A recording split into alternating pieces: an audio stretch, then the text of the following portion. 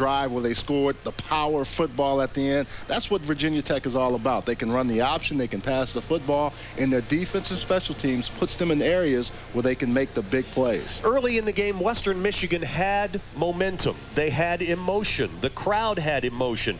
But Gary Darnell talked for the previous 2 weeks. They were off last weekend. They would need to play nearly a perfect game to beat Virginia Tech. They did not do that. They had some missed field goal attempts. They had some turnovers, and Virginia Tech took advantage of that. They were basically like a salesman that says he complains about always getting close to the deal but never closing it, and that's what they were. They couldn't quite close the deal. They had opportunities, had chances. You have a team like this at home, you have to put points on the board. The first half, you saw that. They came out and then got back. Second half, did not have really any opportunities, and by that point, Virginia Tech had just taken control of the game. All right, so this game is in the books. Virginia Tech wins the game 30-0 over Western Michigan. This is just one of a series of terrific games around college football today. Texas at Tulane, that's an ESPN Plus game. Kentucky at Florida. What is going on with those Wildcats? They have really come out of the gate very, very quickly. Rutgers at Tennessee. Well, the Vols are going to be definitely hot after losing at home to the Florida Gators last weekend. Syracuse at Auburn, another game involving a Big East team. That's going to be another intriguing matchup. And Syracuse off to a slow start, but you can never count out the Orangemen, and that'll be an interesting game on the Plains. Well, and you got to look at them later in the season. They always seem to pick it up in the Big East schedule, so maybe this is the way for them to get going against an Auburn team that has played some excellent football. But if you're Syracuse, you got to find a way to get a ball game under your belt one. All right, so for Virginia Tech, they play today. They are off next Saturday, and then they have another ESPN game coming up a week from they're off next Saturday, then they play the following Thursday on ESPN at Boston College. That'll be the Big East opener for the Hokies. If you're Virginia Tech, you look at this win, you're happy going on that stretch of tough games, and now you have a chance to get guys healthy, work on fundamentals, get the young guys some opportunities to play, get people like Brian Randall healthy, some of the defensive guys that were a little bit nicked up today, you come back and you come raring to go. All right, the Virginia Tech Hokies, number 5 in the nation coming into this game, the highest ranked team to ever play on the home field of a Mid-American Conference team in more than a half a century in the MAC.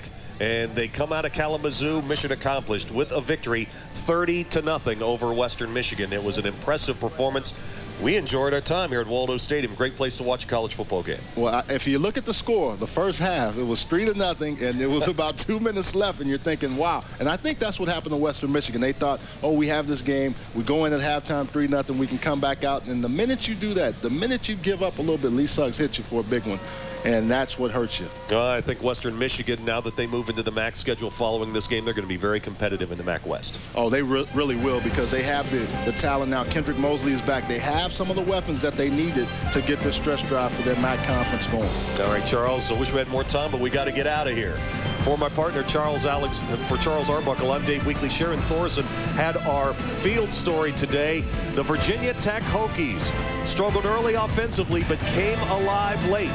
They defeat the Western Michigan Broncos from the Mid-American Conference 30-0. You've been watching ESPN Plus, your leader in the coverage of collegiate sports.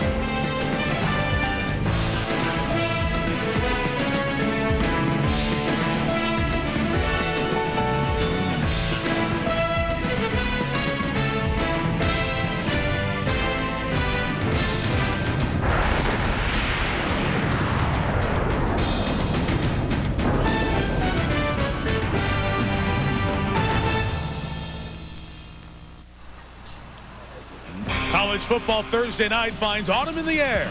It's a crisp October New England evening, and the cool Boston College campus is warmed by the buzz of a big game.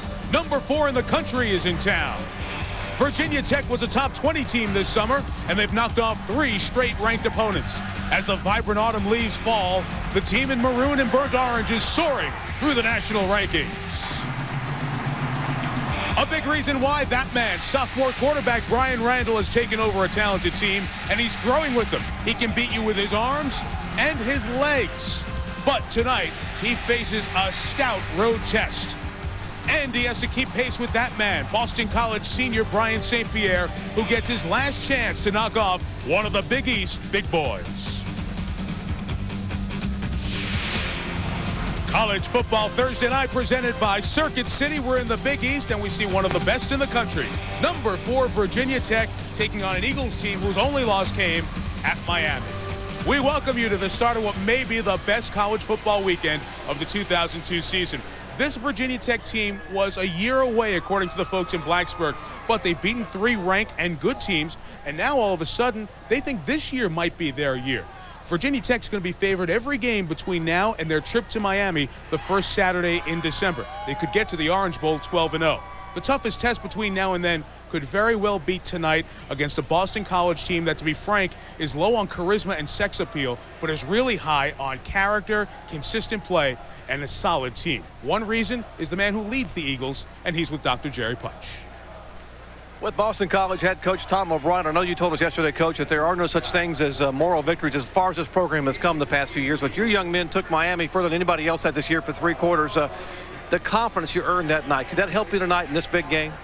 Well, I hope it does. I think it's an indication to our kids that we can play with the #1 team in the country at least for 3 quarters. You know, we got a little way away from us there in the 4th quarter, but hopefully we can build on that and play well tonight. If Ken Dorsey's the #1 quarterback in the conference and your young man who leads the conference in passing, Brian St. Pierre, must be a close second, what must he do tonight for you guys to be successful? Well, he has to be perfect almost. He can't let this defensive rush get to him. He's got to make good decisions, and we can't be throwing interceptions or turning the football over. Navy graduate, military strategist, how do you play it tonight? Do you take their best shot and retaliate, or do you come out and attack and go after them and fire early? I think you have to beat them at their game. They play tremendous special teams. We have to beat them in the special teams game. We have to create some short field opportunities with our defense the way they do with theirs, and then when we get our opportunities on offense, we have to score. Thanks for your time, Coach. Good luck tonight. Mike? All right, Doc, joined by Lee Corso and Kirk Herbstreit. Big picture, this could be a close game when we get late down there, but Boston College has to stop Virginia Tech's running backs, the best tandem out there, right, Lee? Well, I think that Lee Suggs and Kevin Jones are the best 2 tailbacks on any football team in the nation. Now, you got Suggs, he's powerful and he's strong. And you got Jones, he can fly, he's a slasher. Now, if you're going to beat Tech, you got to stuff those 2 guys.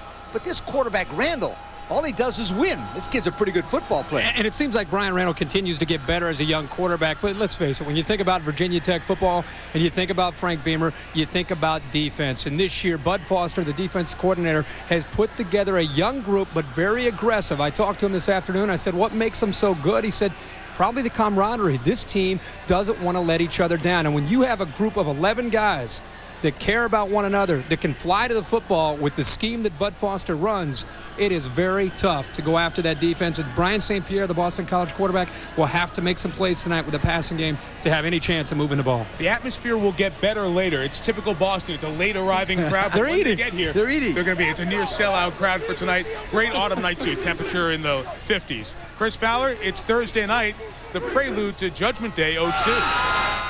Michael, that'll be fun tonight. It'll be fun on Saturday. Really, Judgment Day 2002 is kind of like New Year's Day in mid-October.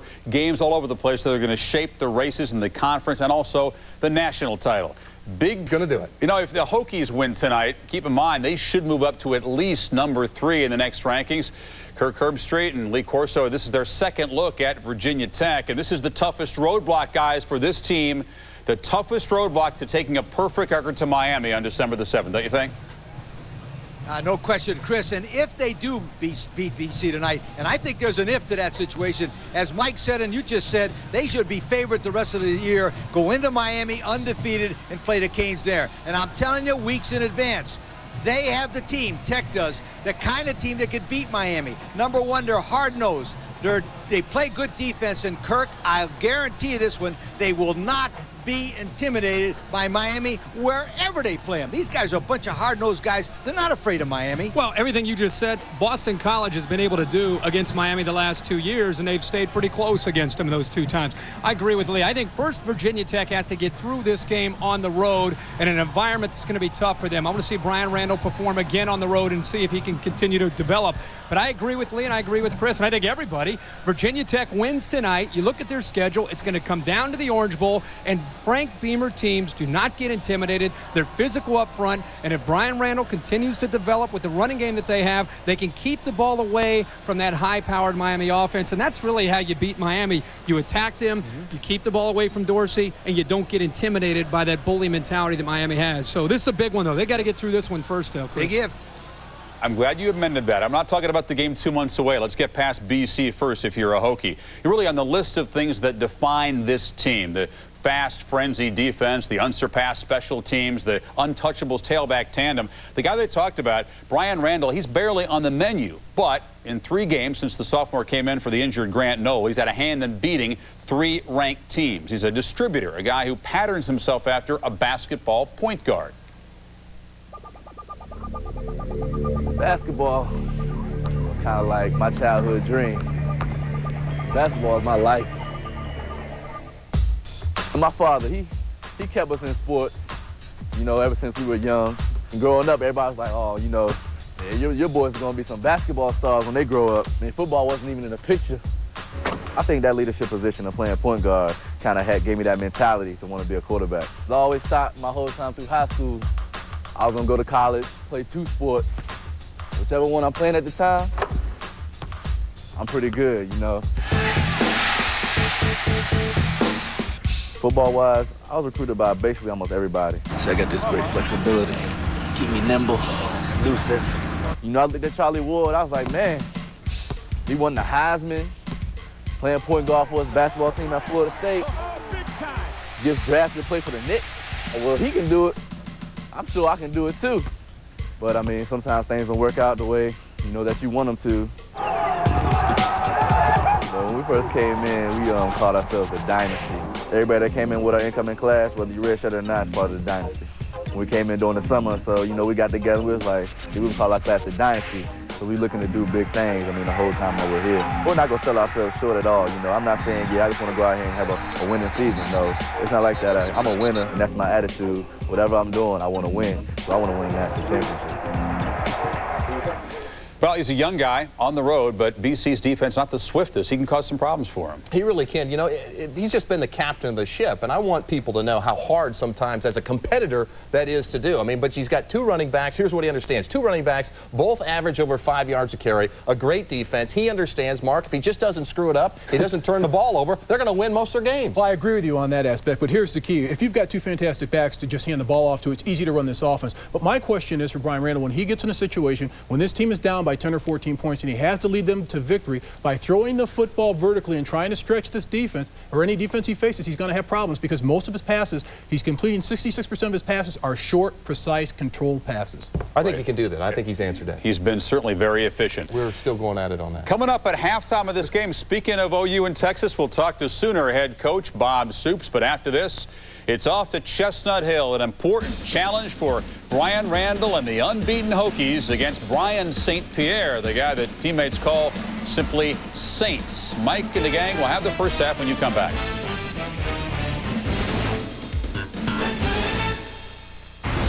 ESPN College Football Thursday night, presented by Circuit City. We know how you feel. That's why we're here. Circuit City, we're with you. And in part by Thrifty.com. Great cars, great rates, 24/7.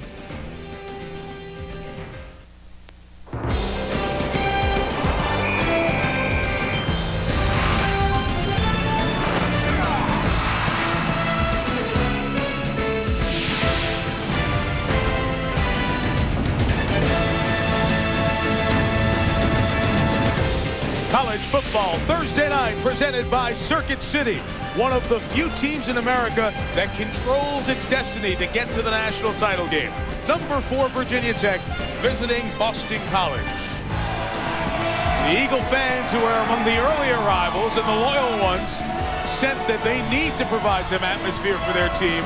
The atmosphere for football is unbeatable. Temperature 58, wind out of the east at about 10 miles an hour. As you see, it's not gusting that high right now. We'll be in the low 50s when all is said and done, but football is in the air on Chestnut Hill.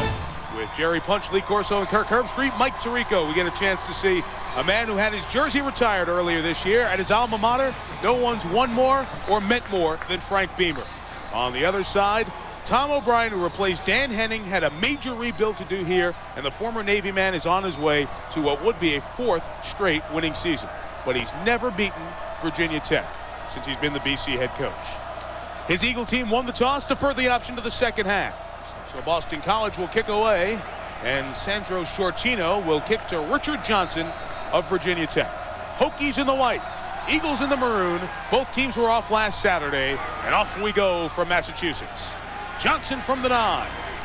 The sophomore from Baltimore is strung out, only a 10-yard return to the 19. So good special teams coverage as we bring out the sophomore quarterback, Brian Randall, who has emerged, and he has thrown the ball downfield a little bit in the last 3 weeks and was successful doing it against Western Michigan, making his 4th career start. Behind him, Lee Suggs, the all-time Big East touchdown maker. He'll share duties with Kevin Jones. Eastlick, a former walk-on, is basically a blocker. Witten, the tight end, or Witten and Wilford, I should say, the wide receivers, along with Willis, the tight end. They're not stretching the field very much, but Virginia Tech will need those players in a big game at some point this season, and that could be tonight. Opening drive from the 19, and here is Suggs running behind Eastlick's block and taking it to the outside. 11 yards and a first down to the 30-yard line. Vinny Churchu from Paramus, New Jersey, the senior, made the stop. Here's Tech's offensive line. Jake Grove, the center. He's battling a back injury. 2-year starter, one of the best centers in the Big East. The best one might play for BC. Going against the Virginia Tech BC defensive front, that is very good. Virginia Tech's big running game. This group needs to play well. Number 85, Antonio Garay, has to step up in this football game, not only stopping the run, but when Virginia Tech throws, he's the guy that's got to get to Brian Randall. From the 30, another run for Suggs right up the middle and into the secondary. At a dozen yards to a dozen yards. The ball came out, but Suggs was already down after Ralph Parent's hit. Now it's another Virginia Tech first down. Boy, the back seven's going to be making a bunch of tackles, it looks like. Flowers, Churchu, and Ott, these guys are the top tacklers, and if they're not busy, these guys might be in the secondary league. Doug Bassett started every game at strong safety. He led BC in tackles against Miami. It's important tonight that he supports the BC front seven versus the Tech run. And got to help the corners, too, because they're short. Their starting corners are 5'7" and 5'8". Big advantage if Tech goes up in the air. Now Kevin Jones out of Chester, Pennsylvania, is the tailback. Randall option left with no help. Still gains about 5.5 yards. Give him 6 before the tackle's made by Antonio Garay. Making a check there, Brian Randall, early in the game. He needs to be able to communicate on the road, make sure the backs and he are on the same page. There he's talking to him because he went left and the backs went right. He's lucky that play did not blow up on him. But I tell you what, you're on the road with all the buildup and the hype. Lee and I talked about BC got a legitimate shot. Your first 3 plays, you're moving right down the field. That's the way you get things started if you're Virginia Tech.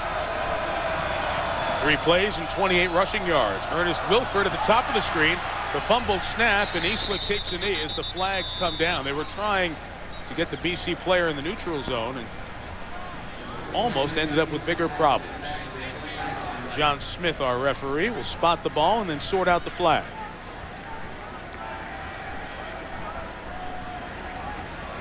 And that's going to give Virginia Tech a first down. Their first 2 snaps gave them rushing first downs.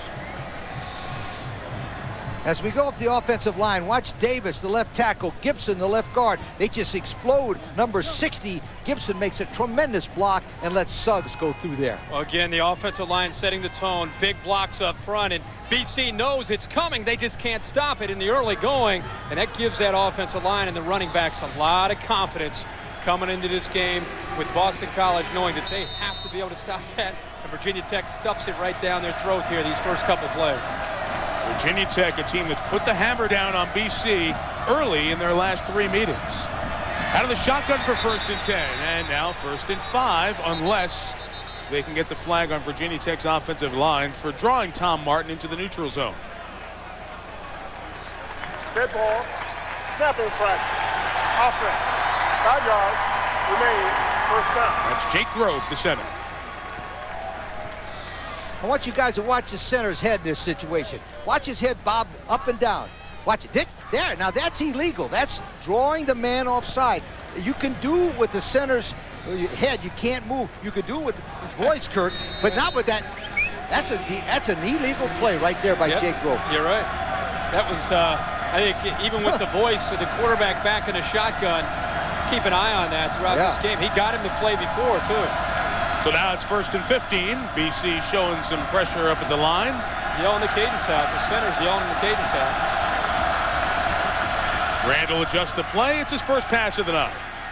It's incomplete behind Sean Witten, the senior receiver, who has 7 catches this year, and Randall felt some heat as well. Well, the quarterback, Randall Kirk, you guys got a chance to talk to him a little bit last night. Here's a guy who was not the starter coming into the season. He took over the position because of injury and has helped Virginia Tech's overall offensive package. Well, and his style fits what Virginia Tech likes to do. If you go back to the days of Michael Vick, even going further back with Al Clark, they like a quarterback who can run, throw in the option, mix in some play-action passes. The confidence, I'm talking to him last night, the confidence that he's been able to develop in these first few games is the reason he's settled down and now believes he has what it takes to lead this offense. Once again, line movement with the front 5 from Virginia Tech and front 4 from BC. The Eagles look like they're pushing it back to 2nd and 20 in their minds. Some pleading from John Dunn, the big right tackle. John Dunn's putting his hands up. I think Boston College is now giving some of the same treatment back to Jake Grove. Offside. 5-yard penalty. Remains 2nd down. Little gamemanship here early in the game. The last 5 times we've been ready for a snap, we've had 4 flags. The last 2 on Tech.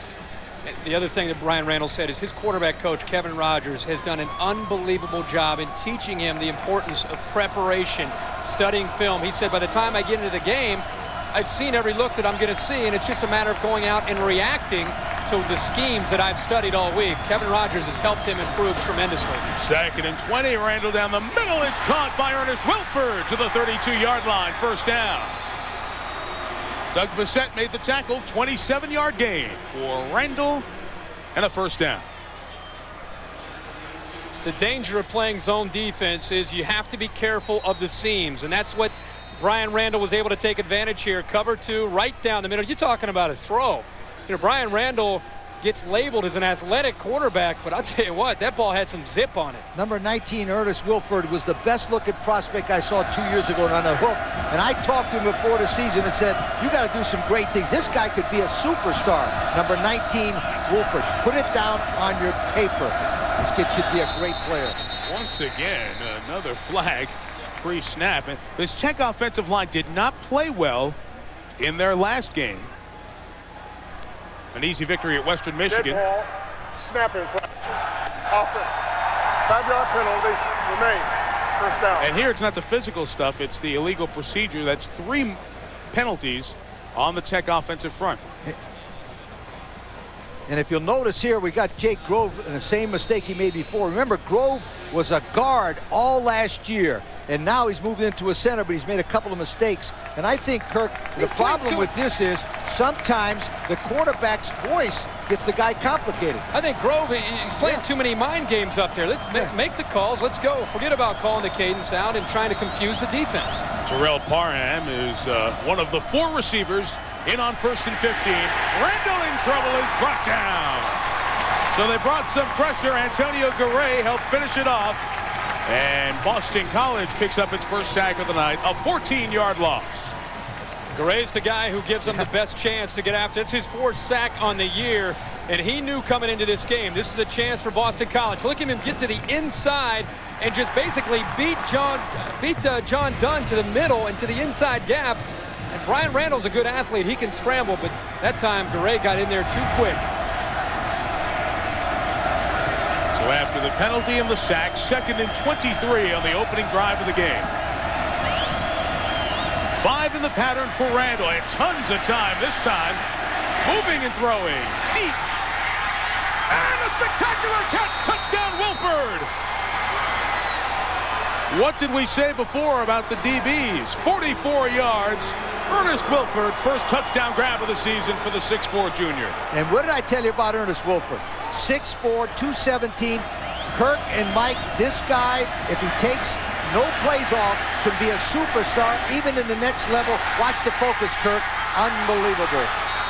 Now we knew that coming into this game that with his size he had an advantage over the corners, but that time Ralph Parent was in great position as a safety.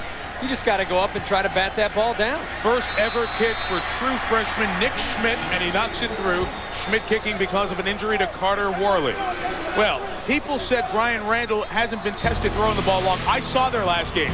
He threw 10 passes over a dozen yards. He threw the ball down the field, and on that last drive, a 19 and a 44-yarder. The touchdown for Wilford, number 4 in the country, scores on its opening drive. The touchdown grab by Ernest Wilford is the first by a starting Virginia Tech wide receiver this year. Wilford catching both of the completions from Randall on a 7-play flag-filled drive that took the first 4:17 of the opening quarter. So Virginia Tech, which has not played with a deficit all year, is on top early. There is the freshman who kicked his first extra point. Now Schmidt will kick off for the first time. Was going to be redshirted. It's a short kick and will be taken by Will Blackman at the 10. Out to the 29-yard line. Special teams play. Oh, is he down? Let's see. You hear a whistle? Darryl Tapp made the play. People were walking off the field, but his knee never came down.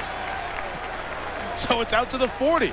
Great job on the return by Blackman. 30 yards. Brian St. Pierre, senior quarterback. We mentioned at the beginning, he's never beaten Virginia Tech or Miami. This is his last chance. 12-6 as a starter.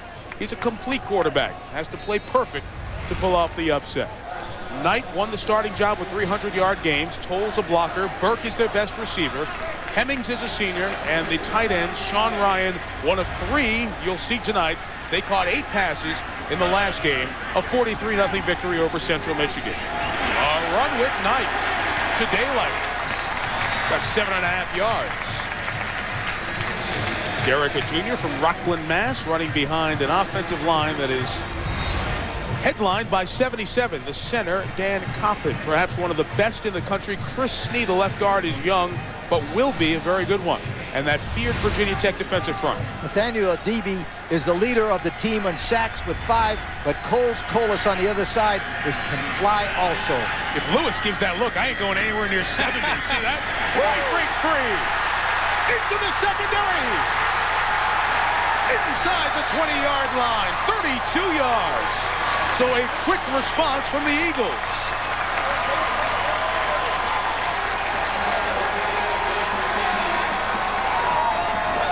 Derek Knight is one of those guys that are about 5'9", but he's so quick. Kirk, remember when Bud Foster told us the reason they like this kid so much for BC is he's quick on the turf? This is a perfect example This of is it. great blocking also up front by that Boston College offensive line. But when Knight gets to the second level, you better come up to make the tackle because he's got some power for his size. 2 tight end. The lone back is Knight. He breaks free. First and goal, Boston College at the 5. And a 3 straight run series has Frank Beamer's defense on the run here early. When I talked to Tom O'Brien this week, he told me one thing that they found out. They've got to split the lines out so they can make some what they call man-made holes. Give the ball to Knight. He's quick enough to in there, Kirk. I'll tell you, if you want to watch the big boys play, oh, that hurts Boston College. Getting a little bit too excited because of the blocking. I'm going to guess that was one of the offensive linemen showing maybe a little bit too much emotion or maybe talking a little bit. Because in these first plays, very similar to what Virginia Tech did when they had the ball the first couple plays. After the play, dead ball, personal foul, offense. 15 yards, the end of the run, remains first down. That big offensive line is pushing Virginia Tech back. The 33-yard run by 14 was the longest run against the Hokies defense all season. As a matter of fact, Virginia Tech is only giving up 42 rushing yards per game and is unscored upon in terms of touchdowns in the first half all year. Because the flag came after the first down was achieved, it's 1st and 10 from the 20. And we continue to have problems with trying to bait guys on the defensive front. False start, offense. 5-yard penalty, remains. First down. That's junior Augie Hoffman, the right guard, flag there. We owe you the back seven. The second, third, and fourth tacklers on the Virginia Tech team. Manning, McKee, who's back off an ankle injury, and Vegas Robinson, who is a playmaker. I mentioned they're 2, 3, and 4. The top tackler is 35. Well, the corners are outstanding, but the guy tonight who needs to step up is the free safety, Willie Pyle. Leads the team in tackles. He's going to be, with this running game, he's going to be up at the line of scrimmage, and he loves to come up and make big hits. 1st and 15. Tech showed pressure and then backed out. St. Pierre has a throw call. Nathaniel Adibi takes care of all that. 6th sack of the season for the junior, who was inspired by a column in the Sporting News preseason that wondered if he was going to be the next Corey Moore. Quote, how about Mary Tyler Moore? Because he only had 1 sack the year before. Well, Nathaniel Adibi, the key thing about him is his fast, quick start. And what happened that time is number 20, Derek Knight, was supposed to bump him and then deliver a little check pass. But he didn't bump him at all. Well, Derek Knight, at 5'9", 205 pounds, should never be expected to block Adibi. I think Leo Bell, the left tackle, needs to step out and help out there. 2nd and 20. They'll try to run Knight right side, and that time he goes nowhere as Virginia Tech's defense was quick to it, with Kevin Lewis helping lead the charge. Dana Bible, the offensive coordinator for Boston College, said, we can't hurt ourselves with silly mistakes. We are an offense that needs to get into 2nd and 6, 3rd and 3, 3rd and 4. We have to avoid 3rd and long, or it could be a long night for us. The officials have stopped play here halfway through the opening quarter. This is just the 2nd drive of the game. Virginia Tech took the opening kickoff, 81 yards for a touchdown. Frank Beamer's number 4 team in the country. Got on top 7-0. And we're having problems with the clock here at Alumni Stadium in Chestnut Hill. Nice signal. How many times have we done a game where you have a team that's highly ranked, in this case Virginia Tech? When you're playing a team like this and you start off like that on the offense, you can't make silly mistakes. The personal foul, they had the ball inside the red zone with some momentum. Personal foul pushes them right back. Made a 1st and goal inside the 5. Sure. Then ended up 1st and 10 at the 20. The penalty, the sack, no gain. And the first 3rd down of this game is 3rd and 20. Try to stay in field goal range first, pick up the 1st down 2nd. St. Pierre underneath tonight. Picked up 10 yards, so instead of a 47-yard field goal attempt, it will be a 37-yarder. And it'll bring Sandro Shortino in, the junior from Ontario. The good news is you get a chance to kick. The bad news is you get a chance to kick against Virginia Tech, the all-time kick blocking bunch.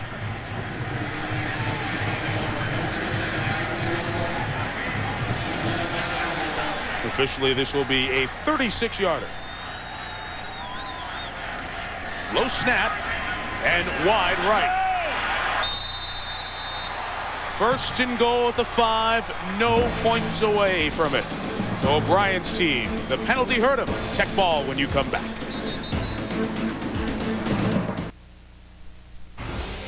ESPN College Football Thursday night, presented by Circuit City.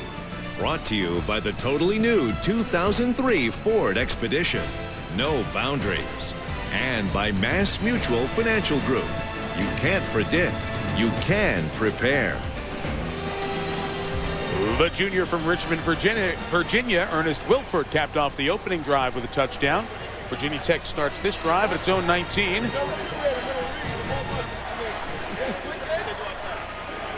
After Bud Foster's defense stopped Virginia Tech. This is the 2nd toughest defense to score on in the nation. I want to add something. Virginia Tech did not stop Boston College. Boston College stopped themselves. Very important from a coach's standpoint. 1st and 10 for Randall and the Hokies. And here's Kevin Jones charging forward for 4 yards. As he runs into the middle of the BC defense. Doug Goodwin, Doug Bissett helping lead the defensive charge. College Football Saturday on ESPN. Charlie Rogers, Michigan State. Fabulous player. Iowa's been spectacular late in games. That could be extremely interesting. at noon Eastern. And then College Football Saturday, presented by the U.S. Postal Service. A lot of heat on Rex and Zook and all the Mighty Gators. LSU coming to town. You'll see it from the Swamp at 7:45 Eastern. West against the East in a game both teams need. Jones only going to get a yard or two there, and he's yanked back. That LSU team went to Virginia Tech earlier this year, and the Hokies beat them pretty good, so that put LSU on notice. Somebody's championship pick, by the way. Mine. For the rest of the season. But they can still bounce back. Absolutely. They're still in the picture, I'm telling you. And the one thing about the Florida team right now, they're starting to go like this. Zook criticized Grossman for not calling the right pass protections in the paper. That's not good. They got to protect. They got to protect. They got to come together. But you got to remember, the Gators still can control their own destiny to get to the SEC title. They need to circle the wagons. That's a big game for the Gators. You got to watch that game. 7:45 Eastern Saturday. 3rd and 4. BC brings pressure. Randall breaks tackles, but not enough to get the first down. Almost a late hit, but no flag called. Virginia Tech will be forced to kick it away. Well, Brian Randall has gained a reputation in Boston College on 3rd down here, coming after him with a zone blitz. And the thing that you have to be careful of if you're Brian Randall, guys, is now that you've gained some recognition as a guy who can make plays, he doesn't have to make a play every time he's back there, because that's when mistakes happen. And this year so far, he's done a nice job of protecting the football. Virginia Tech only has 5 turnovers on the whole year, so if it's not there, just take the sack and punt it away. Vinnie Burns, a good punter, gets away a poor kick that on the bounce is taken at the 30. And Jamal Burke moves it up to the 38-yard line. 45 on the kick. Return of 7. BC ball at its own 38 when we come back.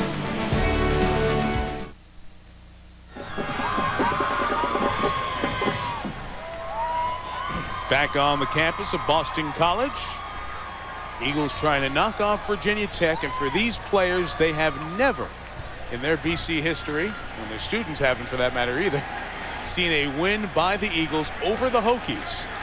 And this is the last chance for Brian St. Pierre tonight. 6 in a row for the Hokies in this series.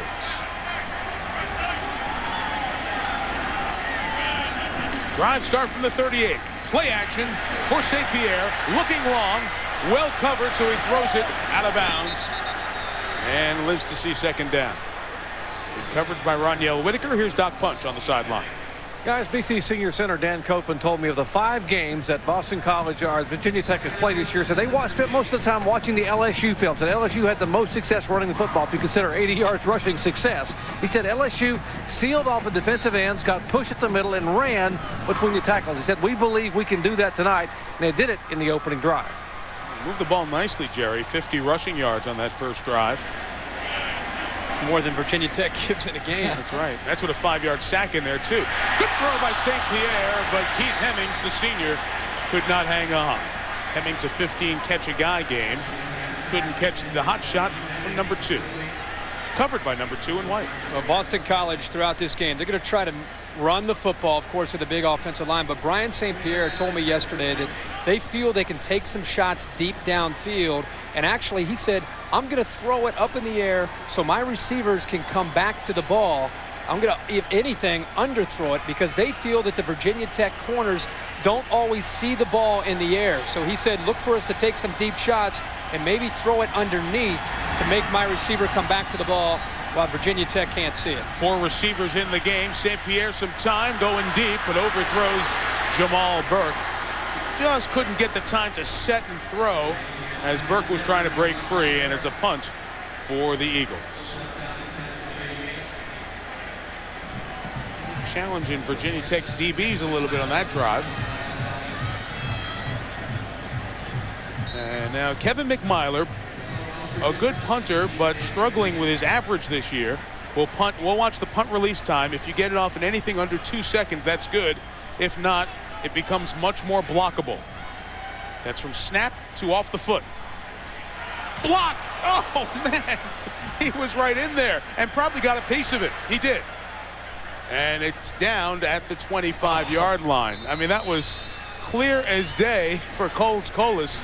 Got a little piece of it. but not enough to qualify as yet one more Virginia Tech block. Well, first of all, Coles Colas was a sprint champion in Florida in high school. That's number one, so he can run. And Kirk, he just makes great athletic ability and comes right through the middle. You should never let a man come in the middle on punt protection. Make him come to the outside. Frank Beamer told me before the game, this is how they dissected at Virginia Tech. He said that the snapper will step and cheat with his left foot. We want to try to make him step with his right, so we're going to load up on his right side just like they did right there and see if we can come free. And Suggs takes the momentum of the near punt block, the partial block, and takes it very close to the yellow line, a first down, 10-yard pickup. I had the same conversation with Frank talking about where the block was tonight because they always know if they can get one. Let me give you a stat you guys won't believe. Under Frank Beamer, 55 different players on the Tech defensive special teams have blocked and scored on touchdowns. Amazing, folks. Put that down as a blue liner. 55 different guys. Tonight, we got number 56, although we didn't score a touchdown with that. Frank's been there now. Certainly. 16 years. Suggs left. This looks like the first drive when Lee Suggs just chunked off yards in 7, 8-yard portions. That one was 8. You know, you go back to the special team success, and as I was talking to Frank on the field before the game, I said, you still do the film, right? He said, yep. Offensive coaches are doing offense. Defensive coaches do defense. And even though he is a CEO coach and delegates authority to his coordinators, he is hands-on. He's the one who breaks down the film and sees where can we have the advantage for the kick block this week. 2nd and 2. It is Suggs probing for the opening. A 5-yard run and a first down at the 47. Here's Chris Fowler with a Thursday night. What do you have for us?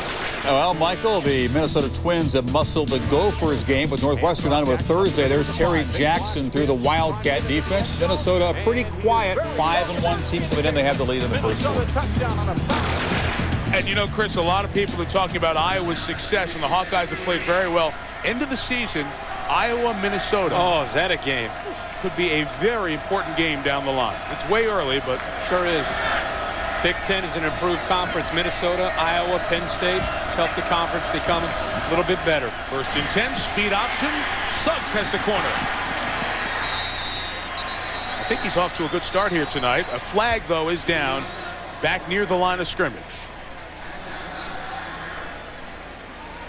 And it looks like it's coming back from the body language of the Tech players. A tripping call that you don't see very often. Here's Jerry Punch. And Mike, right now the Eagles without services of their junior defensive end Doug Goodwin. The opening defensive possession, he felt his hip shift. They took him back to the locker room and took a look at it. He was able to move it around, had a full range of motion, but has come out of this possession and is again back in the locker room. And I'm being told he's being taped. Maybe a mild groin pull, should be back out. Not sure if he'll be back in the ballgame. They need him desperately to get back in. I'm told that now being signaled he may come back in after they get him taped and bring him out of the locker room. Jerry, defensive coordinator Frank Spaziani told us yesterday, when this guy is going right, he's a special guy and certainly one you need against a team that runs it so well like Virginia Tech. There's Coach Spaziani. Spaziani came from Calgary in the CFL to BC, and he brought a lot of that good professional defensive theories. I think he's a terrific defensive coordinator. He's done a nice job for Tom O'Brien. Navy in Virginia, where he got to know Tom. That's where Tom O'Brien was before becoming the head coach here at Boston College. 1st and 24, Randall on the option. This time they're snuffed out by Josh Ott. The top tackler on this team, the junior linebacker, made the play. 2nd and long coming up. And that one will give us a little behind-the-scenes peek at Georgia and Alabama preparing for their game of last week, the season SEC football. Every college football Thursday right after us, and then SportsCenter at midnight Eastern on ESPN. 2nd and long, and they run Kevin Jones up the middle, get him to the 42-yard line. After the pickup of 8, we'll have 3rd and about 15 coming up. beat the traffic back to the hotel to watch the season tonight? Oh, got to get back. You know, it's great to catch the end of Sports Center, find out what's going on with the Major League Baseball. Hockey season started. Hockey season, the Blue Jackets are in action tonight. Wings open tonight. Good. It's be perfect for us because we watch the season and get up, not even have to go to bed. Yeah, I'm going to watch the season, and then I'm just going to go to the airport. I'll meet you in the lobby, right? I'll meet you in the Crown Room. Mike and Doc. Dressed and ready at 4 a.m. You know, we won't sleep. Just watch the season. If I leave at 1, I might get there by 4. 3rd and 16, showing heat, bringing pressure. Randall's in trouble. He's using those legs. Can he get away from everyone? No. 4th down and a punt situation. Ended up gaining 3. A flag comes in late on Boston College. Oh, that's a killer flag there. Number 96, Tim Bullman. Watch this one. You're not going to believe it. Gives him a first down as the punting unit was coming on for Virginia Tech.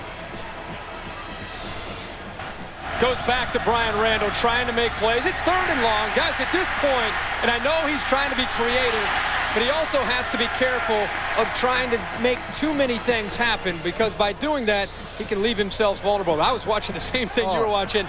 Virginia Tech player just standing there, and then he just got blown up there by Bullman. That was a good call. Well, Tim Bullman, what happened is the Virginia Tech player hit him late, and you always get the second guy come back and retaliate. That's sophomore Tim Bullman. That was a dumb mistake. And let me tell you something right now. Those 2 mistakes, the 1 down and a 5 and this one, could be the difference between these guys winning and losing the game. I know it's early, but it takes the crowd out of the game. And Tech's a hard team to come back against. No question. Lee Suggs returns as the tailback. No play action pass here. Just 2 in the route. It's a deep throw for Wilford into triple coverage. He almost made the play. Wilford wanting the flag. Not forthcoming. Larry Lester, 5'7". Tough guy. Try me. They did. They didn't get it. 5'7" against 6'4". I think Virginia Tech will try him, and you're going to see him go back to that look. Zone defense. Wilford got behind him. Another great throw downfield by the quarterback, Brian Randall. And I know he is, again, known for his scrambling, but he is a guy who can get back in the pocket and throw the football with a nice touch downfield. As you said, though, there were 3 Boston College players back there, but all of them added up don't make up to 6'4". 2 tight ends, 1 wide receiver, and they run Suggs, who gets out of the arm tackle of Bissett and picks up almost first down yardage on the carry. He is right at the 30-yard line. Bissett almost had him for a 2-yard loss. The strong safety couldn't make the play in run support, and we are done with the opening quarter. Touchdown. Ernest Wilford's catch of a Brian Randall pass. 7-0 Tech. They're driving as we head to the second quarter.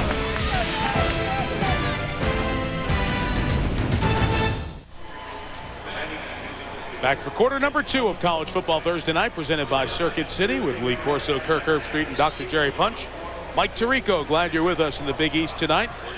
Virginia Tech, a drive kept alive by a personal foul, late hit, has a half foot to pick up a first down to keep the drive going. And right behind the sophomore quarterback, Brian Randall, they get it. So the Hokies will have 1st and 10 at the 28.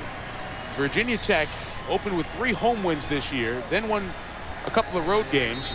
This game is 7-0. It should be BC ball right now, but here's what happened. You see Jones, the running back, the hit on Tim Bullman, and now you're going to see Jones come back in the picture. There's Bullman's late hit. That's the 15-yarder that kept this drive alive. Get a peek at it again. Bullman just knocked Jones over from behind. And here the first down play is stopped by a flag.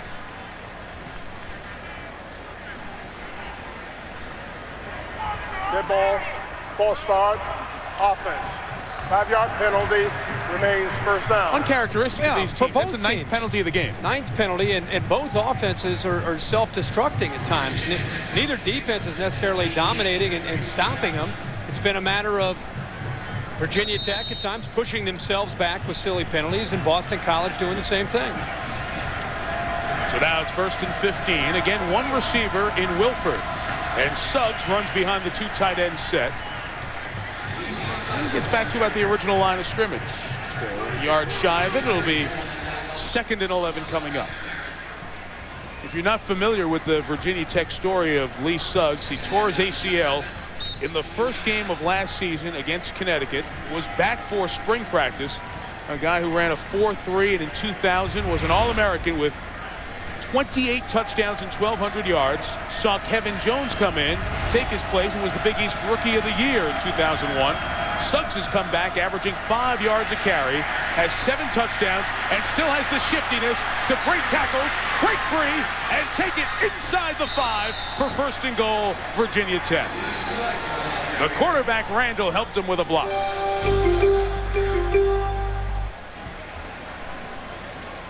Lee Suggs' ability, his vision, and his ability to make cuts. I want you to watch the vision. Watch how everything is flowing this way. Watch his eyes and what he's able to accomplish. Boom, look at that cut right there. And then the speed and the power to break tackles and then outrun people to the corner. They're lucky that one didn't go all the way. The thing that impressed me is the way that Anthony Davis, number 57, and number 60, Josh Gibson, on the backside of that play, stayed with their blockers and allowed Suggs to go all the way coming back. These great backs, Coach, you're right. The backside is just as important. Suggs pounding towards the goal line, takes it down to the 1. Josh Ott was trying to pull the ball out of there, but BC has it on the ropes here, down 7-0 and needing a goal line stand. Lee Suggs and Kevin Jones. Lee, you made a great point. The backside blocks are so important because of the ability of Suggs and Jones to cut back against the grain. And when they make those cuts, inevitably there are some big seams and big holes. And they have the speed, of course, to go a long way once they make those cuts. Cedric Humes has joined the backfield for a full house look.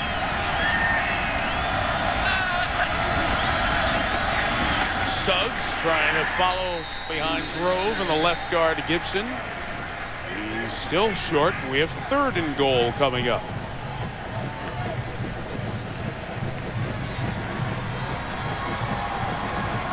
This is just blue-collar man against man.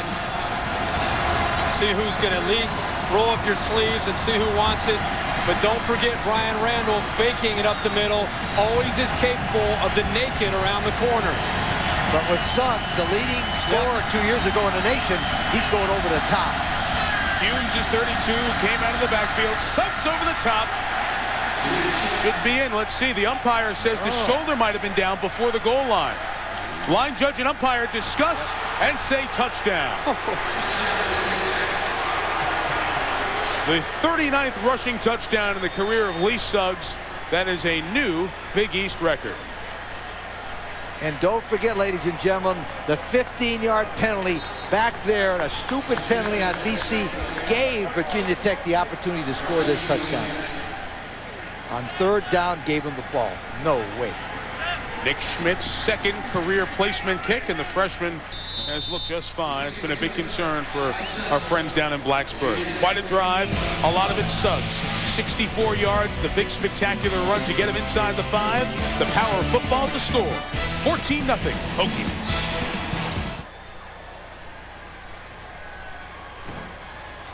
Back in New England on a spectacular night. The Eagles are not soaring right now as we're on the campus here in Chestnut Hill. 14-0. Good solid drive running the ball. Brian Randall didn't have to make a lot of big plays. It was mostly Lee Suggs who had 65 rushing yards of the 75-yard drive. Kickoff taken down by Will Blackman. Broke through a seam that didn't even look there and has a lot of room. Will Blackman, Tech has an angle on him. He won't go all the way, but he'll be pushed out of bounds inside the 20. What a big special teams play for Boston College. They're in the red zone at the Tech 16 after the 83-yard kick return by Blackman. Before the game, Coach Tom O'Brien told Jerry Punch that we got to beat Virginia Tech. We got to beat them in the special teams where they're very good. And Kirk, here it goes. This is the special teams. Well, he's a young freshman, and you can see what kind of future he has. He's one of their best cover corners, but because he's a freshman, he doesn't get out there, but he's got the speed to make things happen, and that was nice there. Early in the game, must-score situation, though, for the Eagles. They'll try to run for it a little bit with Knight. That pursuing defensive Tech only gives him a couple of yards. Meet Vegas Robinson, the junior out of Chesapeake, number 2 tackler on this team. Tough to run against Virginia Tech down inside here. This is where you need to take some chances with Brian St. Pierre, veteran quarterback. Look for the tight end down in here. Look for some seams. Virginia Tech, one of the best in the country, obviously against the run in general, but they really tighten it up down in here. But one of the things also, you got Bud Foster, the defensive coordinator, makes wonderful adjustments to the way teams have been hurting them. So you got to do something different, just like you said. St. Pierre runs Knight, bounces it left. He's got a first down, lost the football. And let's see who recovers it. BC's got a chance for the touchdown down there. Let's see. The Tech player fell past the ball and out of bounds, and it's a bottom of the pile scrum. It was the center, Dan Coppin, following the play all the way down. Flags come down in here as well. We got 4 flags down. Still waiting to see if it's a touchdown or it's Virginia Tech ball and a touchback.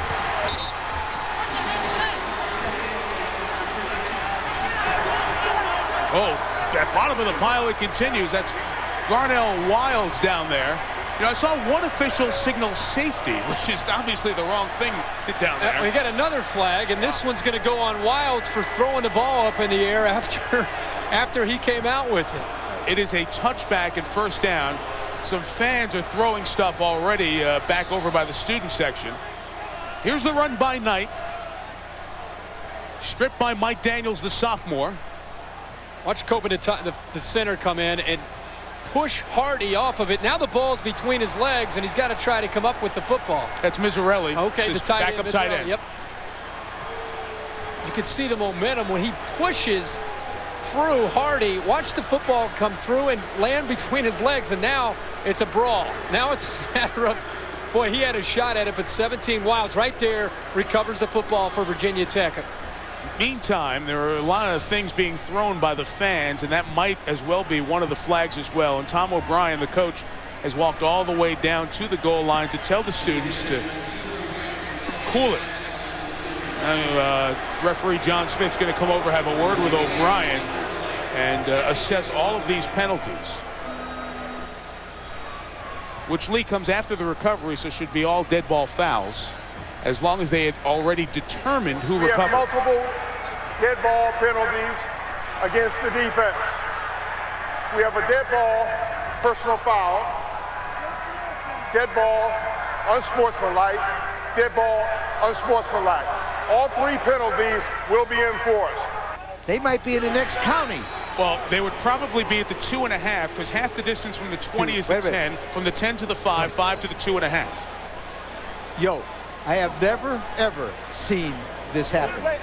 3 penalties on the same team, on the same play.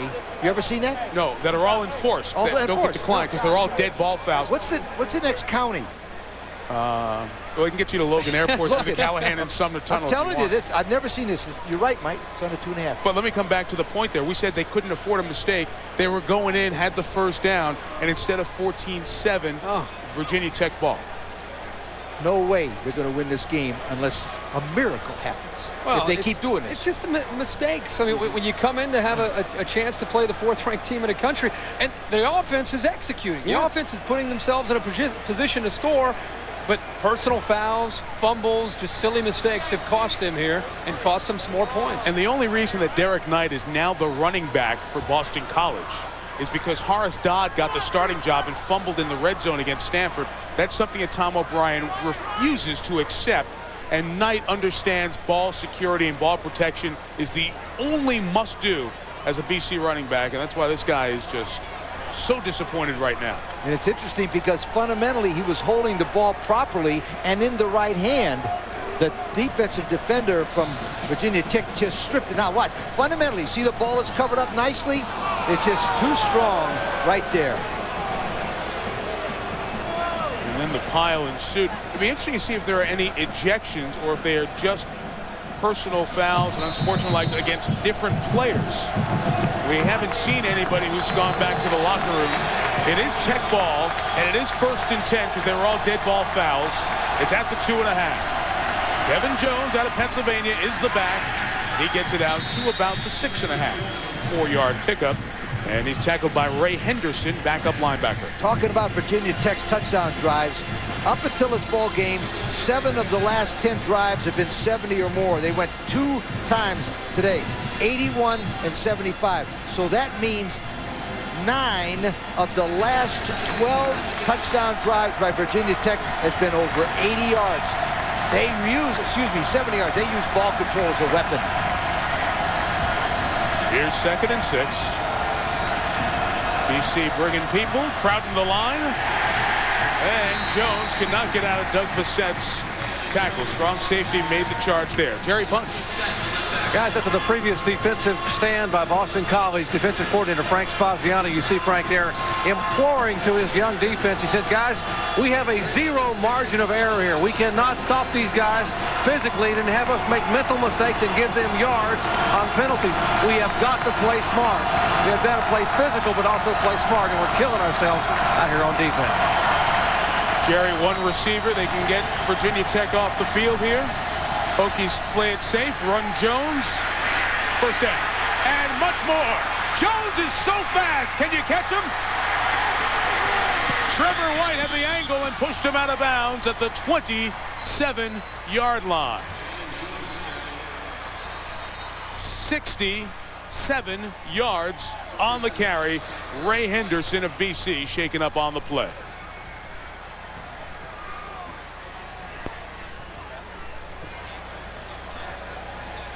4.38 speed in the 40, and you saw it on display by Jones.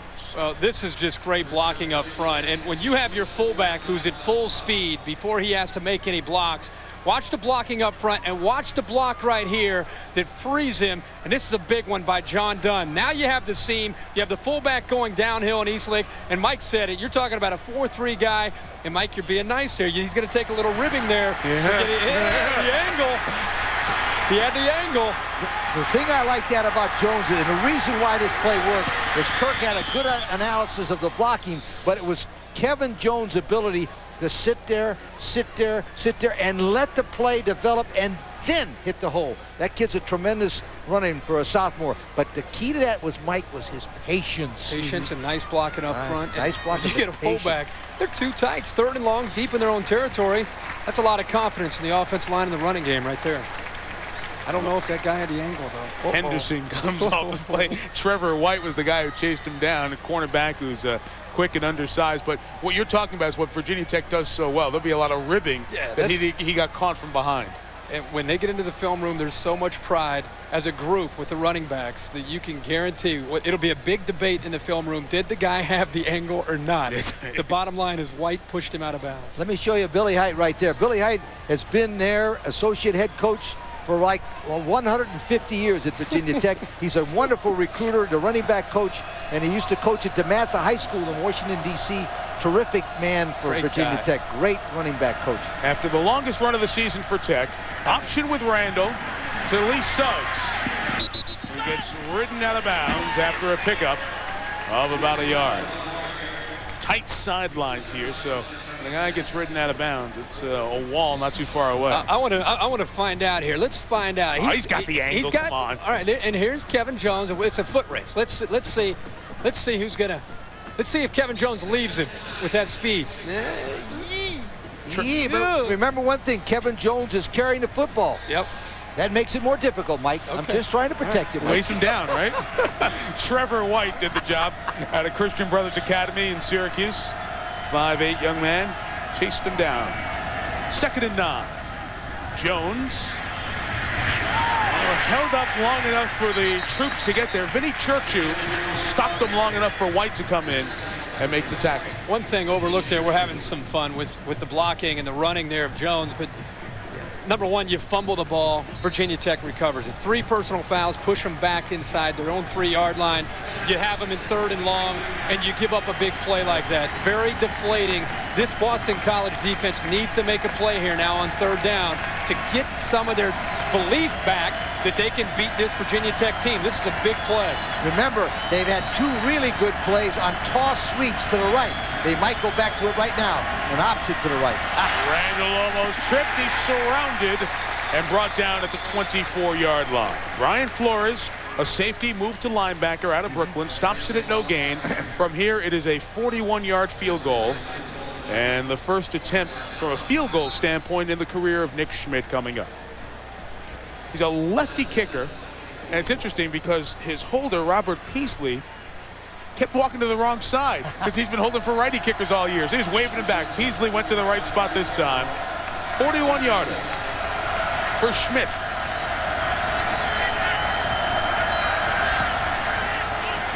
Sneak it in. Nope. Darn close, but no good. Well, BC dodges a bullet, and we'll have the ball when we come back. ESPN College Football Thursday night, presented by Circuit City. Brought to you by Saturn, makers of the View, the redesigned L Series, and coming this fall, the all-new Ion. Back in the Chestnut Hill section of Newton, Massachusetts. Boston College avoided another score from Tech. It's a 14-0 game. This is the worst starting position of the night for Brian St. Pierre, the senior quarterback. Right back in the hands of Derek Knight. Face mask. Hey, that's 15. Evan Lewis, the sophomore defensive tackle, came in. And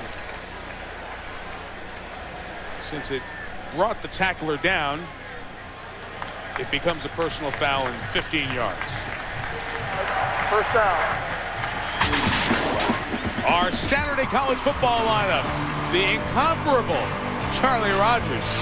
Banks and Russell, a duo for Iowa. Who will carry the ball? Who will carry the load for Florida? Michigan State, Iowa, LSU, Florida. One of a big Saturday, college football Saturday on ESPN. Michigan State and Iowa could be a shootout. Rogers should go off against that pass defense of Iowa. But I'm telling you right now, the Hawkeyes, if they can get by this game, they become a serious contender for a Rose Bowl berth.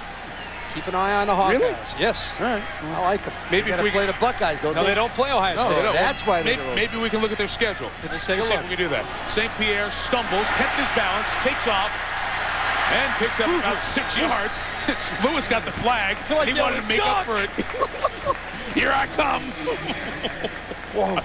Oh, man. They can run up front, can't they? How about our production group? Ask for the schedule, Lee. The schedule appears. I mean, Michigan State at home, at Indiana. At Michigan's a big game for Iowa, always exciting. They get Wisconsin at home. And, Mike, you touched on it early in the broadcast.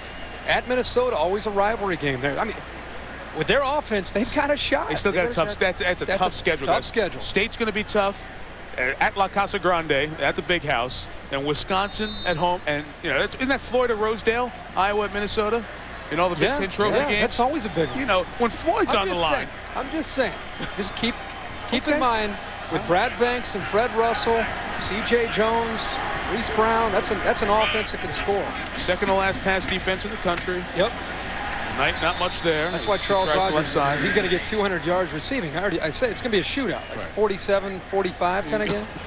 You would definitely want to watch that one. There's going to be a lot of points scored. You want to watch that one because Iowa is not going to let Michigan State beat them. Not at home. Not in Iowa. Okay. No. So I just want you to go on record. Watch that game and watch the Iowa fans. No, I'm telling you what, I'm a little bit disappointed in the Boston College, all of their fans. They're here now, Lee. They're here now. But they're not yelling as much as I thought they would yell. They're down 14. 3rd and 3, That's three what they yell. receivers, one back. That's in the SEC, not up here. 4 in the pattern. St. Pierre's throw is caught by Grant Adams for a first down. Well, a nice job by the sophomore Adams. Just his 10th catch on the season. But it's able to keep the drive alive. 3rd receiver for this BC team. Made their biggest catch of this early evening. Boy, big by the defense to force the field goal. They missed the field goal. Boston College gets the ball back. They pick up a couple first downs. This is a nice job of the receiver knowing how far to get forward momentum. We've talked about it every week. Get across the line so when you get pushed back, it's going to be enough for the first down. Tech showing some defensive pressure off the edge here with Daniels, and Mike Daniels comes in to make the play on Brian St. Pierre. Nathaniel Adibi was right in front, but Daniels, the backup linebacker out of Fairfax, Virginia, was waiting and got in there and shut that one down. Whether you're playing Miami or you're playing Virginia Tech, Lee, you can't get wide on a slow developing play with a quarterback like Brian St. Pierre, you got to run right at Virginia Tech to be able to run the football. But what they do, Tom O'Brien told me they were going to try to run some option plays if they could against man coverage and get the ball. You better pitch it. He should have pitched it, right. He should have pitched it that time. 2nd and 11 against a 4-man rush. The pocket collapses, and down goes St. Pierre. Jim Davis, who had an ankle injury but has come back, drops him for the sack and a loss of 5. Well, when you play Virginia Tech, you have to be aware of the defensive ends. They line up wide, and they're going to come from the outside, and it's just a matter of it's a foot race. Who's going to get there first? Jim Davis pushes to the outside, gets the tackle back on his back foot, and then is able to use his strength to come inside to get to St. Pierre. But the reason why he beat that them, Kirk, is what he did is he took Mark Parenti and moved him to the outside with a fake and then went inside of him. Make the guy go to your outside. 3rd and long, they throw for it and pick up the first down with Jamal Burke, who runs through the secondary. In the red zone again to the 14. Big 3rd down pickup of 40 yards. Jamal Burke really ran a great route that time, you guys. He went down and he faked to the outside, and then he ran a quick, deep post. And watch this throw by St. Pierre. It leads him perfect. And then from then on, Kirk, pretty good runner. Nice throw. Nice throw, and that's his best throw. St. Pierre likes to get back and throw those balls that right into the seam. About 30 yards downfield with a lot of velocity. And he threw that right where it had to be so Burke could come back right in front of Willie Pyle. Their best receivers shaken up for the 2nd time tonight. 3 receivers, 1 back from the 15. Try to throw it to the end zone. It's in the air, and it is out of bounds. Incomplete. Intended for Keith Hemmings, who becomes the guy with Burke on the bench. Roniel Whitaker in coverage. When I talked about St. Pierre telling me that they're going to put the ball in the air on deep balls to find out if their receivers can go up, because they don't think Virginia Tech's corners, all of them, find the football in the air. And that time was a great example of Roniel Whitaker not turning and going up and finding the football. But St. Pierre should have thrown the ball inside a little bit and give a chance to make the touchdown. Burke back in the game. 2nd and 10. Out of the gun. Do they run it here?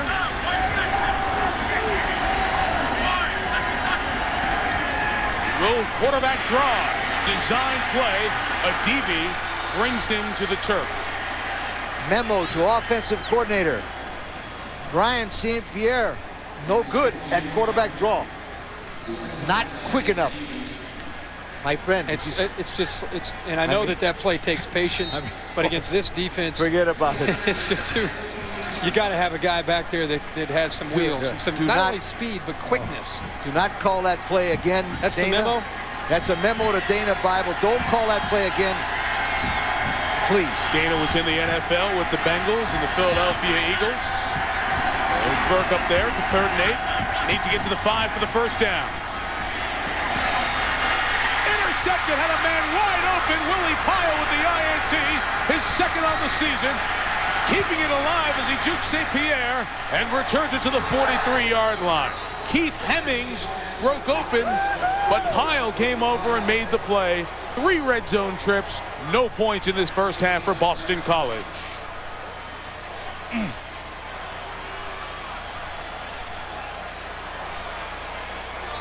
BC has done the things to get in position tonight, but have turned it over. That time, let's give Virginia Tech a lot of credit for making a play. That's what great defenses do.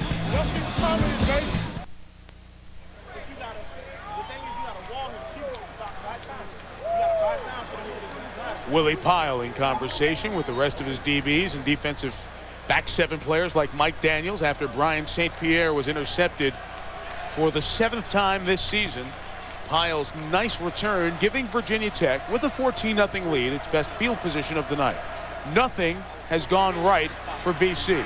A design run for Randall gets him about 3 yards to the 46.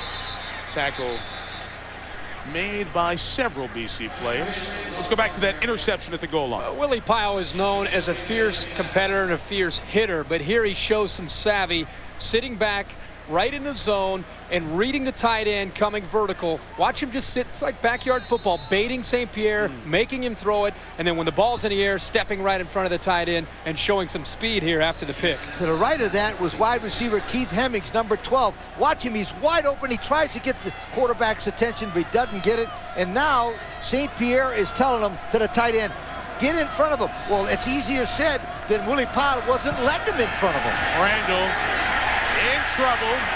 Pulled down. A very good athletic play by Kiwanuka. Matthias Kiwanuka, the redshirt freshman from Indianapolis, made the play, and a Boston College player is shaken up. It looks to be Antonio Garay, their very good defensive end. There's a loss of yardage on that play, so it's going to be 10 yards to go for the first down coming up as they tend to Garay. Those of you just joining us who have not seen what's happened to Boston College tonight, uncharacteristic. 3 turnovers and 3 times in the red zone.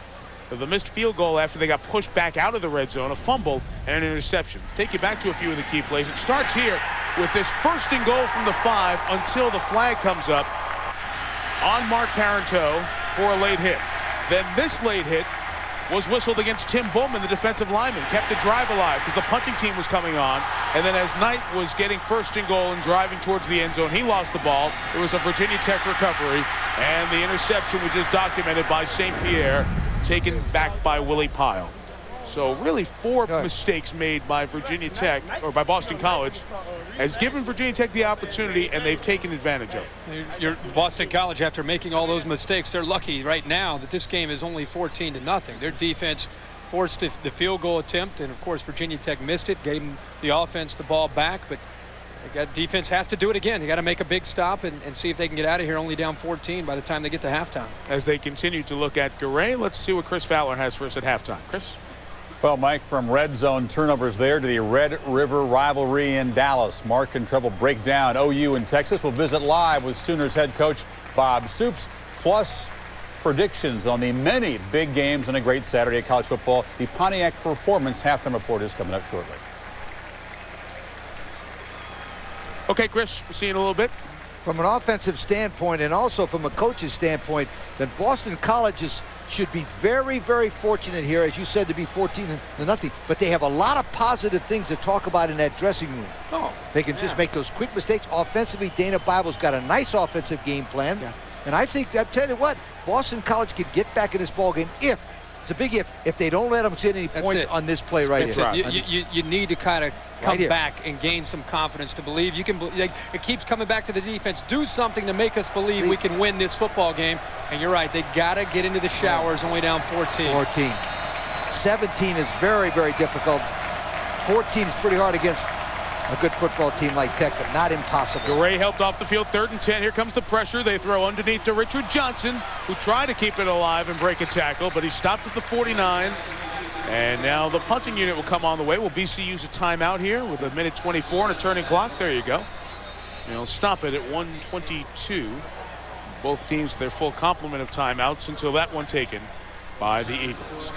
A Virginia Tech punt. And maybe a BC possession after this. Virginia Tech set to punt the ball away. 14-0. The number 4 team in the country leads. They're a legit number 4. They've beaten LSU, a Marshall team with perhaps the number 1 pick in the country, Byron Leftwich, the quarterback. Then won at Texas A&M. 10 on the line to come after Vinnie Burns. Gets it away. 2 nice moves by Burke. And Jamal Burke breaks free. Will he be caught from behind? No, he won't. NBC scores on special teams. Touchdown.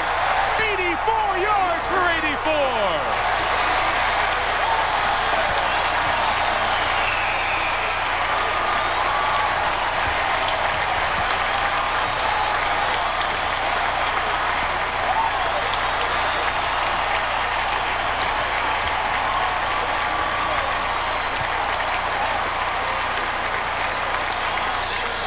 That is the first touchdown allowed by Virginia Tech in the first half this year. And the Hokies, it's got to taste really bad when what you do to them, they do to you. Shortino adds the extra point, and all of a sudden, there's life in New England. Kirk, I'm going to let you take the replay because I want to mention this again. Tom O'Brien talked to our Dr. Jerry Punch at the beginning of this game, and Dr. Punch asked Tom, how can you beat them? And he said, we got to beat them at their own game. We got to beat them with special teams. And Kirk, they kickoff return and a punt return. Punt return big here. And that's why we're up here and they're down there. We said they're going to be down 14 and they'd be happy. Boston College, good blocks, but Burke made that happen with the initial move at the beginning, and then the speed once he got into the open field. You're going to see this. Jamal Burke's got some moves right there, making two guys miss, and he picked up some blocks, found the seam, and then he's able to go down the sideline and outrun the Virginia Tech cover team. Another reason why this is a good play, and it's always been a coaching point, if you can beat the other guy at his game, then psychologically it gives you an advantage. So therefore, they have now got old Frank Beamer thinking, it's a pretty good football team, and they're beating me my own game. I'm telling you, it's a tremendous advantage for the Boston College. Well, credit this kid who was banged up. He's come out a couple of times in the first half. That's why I wasn't sure if he was going to take it all the way. It's very important now that Boston College be smart here and play solid defense. Right. They can create a lot of momentum coming back out to start the second half because of that big return there by Burke. As horribly as they have played and as many mental mistakes that they have made in the first half, they've got a shot to be down 7 at home against the 4th-ranked team in the country. And you see officially move it up a yard, 83 yards for the touchdown. BC has only gained 3 first downs from scrimmage. They got a first down on a late hit, 4 first downs total. They are within 7 points of Brian Randall and the Virginia Tech Hokies. Interesting now at Virginia Tech's game. If I was the offensive coordinator, I'd run 3 plays in a row and I get out of here and hope it's only 14-7. I definitely wouldn't turn it over if I was Virginia Tech now. Shortino to kick.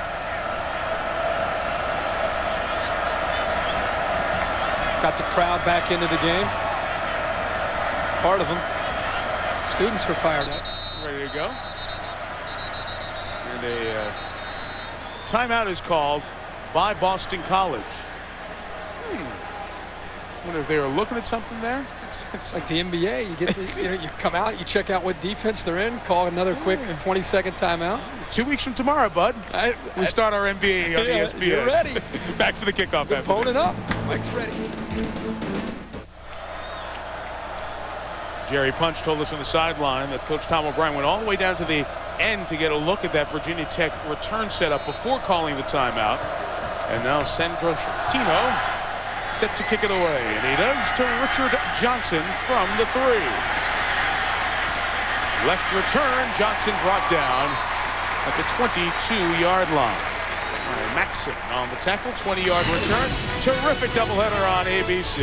FSU at #1 Miami, and then the Red River rivalry. Game day is going to be there. Texas, Oklahoma, Penn State, Michigan, huge game in the Big House. And out west, who's going to step up to be the team in the Pac-10? Oregon, UCLA. Check your local listings for one of those 3 unbelievable regional games. All of you get Florida State, Miami on ABC.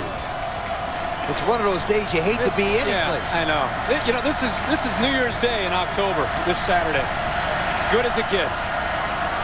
They'll run with Suggs, get it out to the 25-yard line as the clock continues to run. Lee, it's a game where the stats aren't going to look pretty, but you talked about hidden yardage before.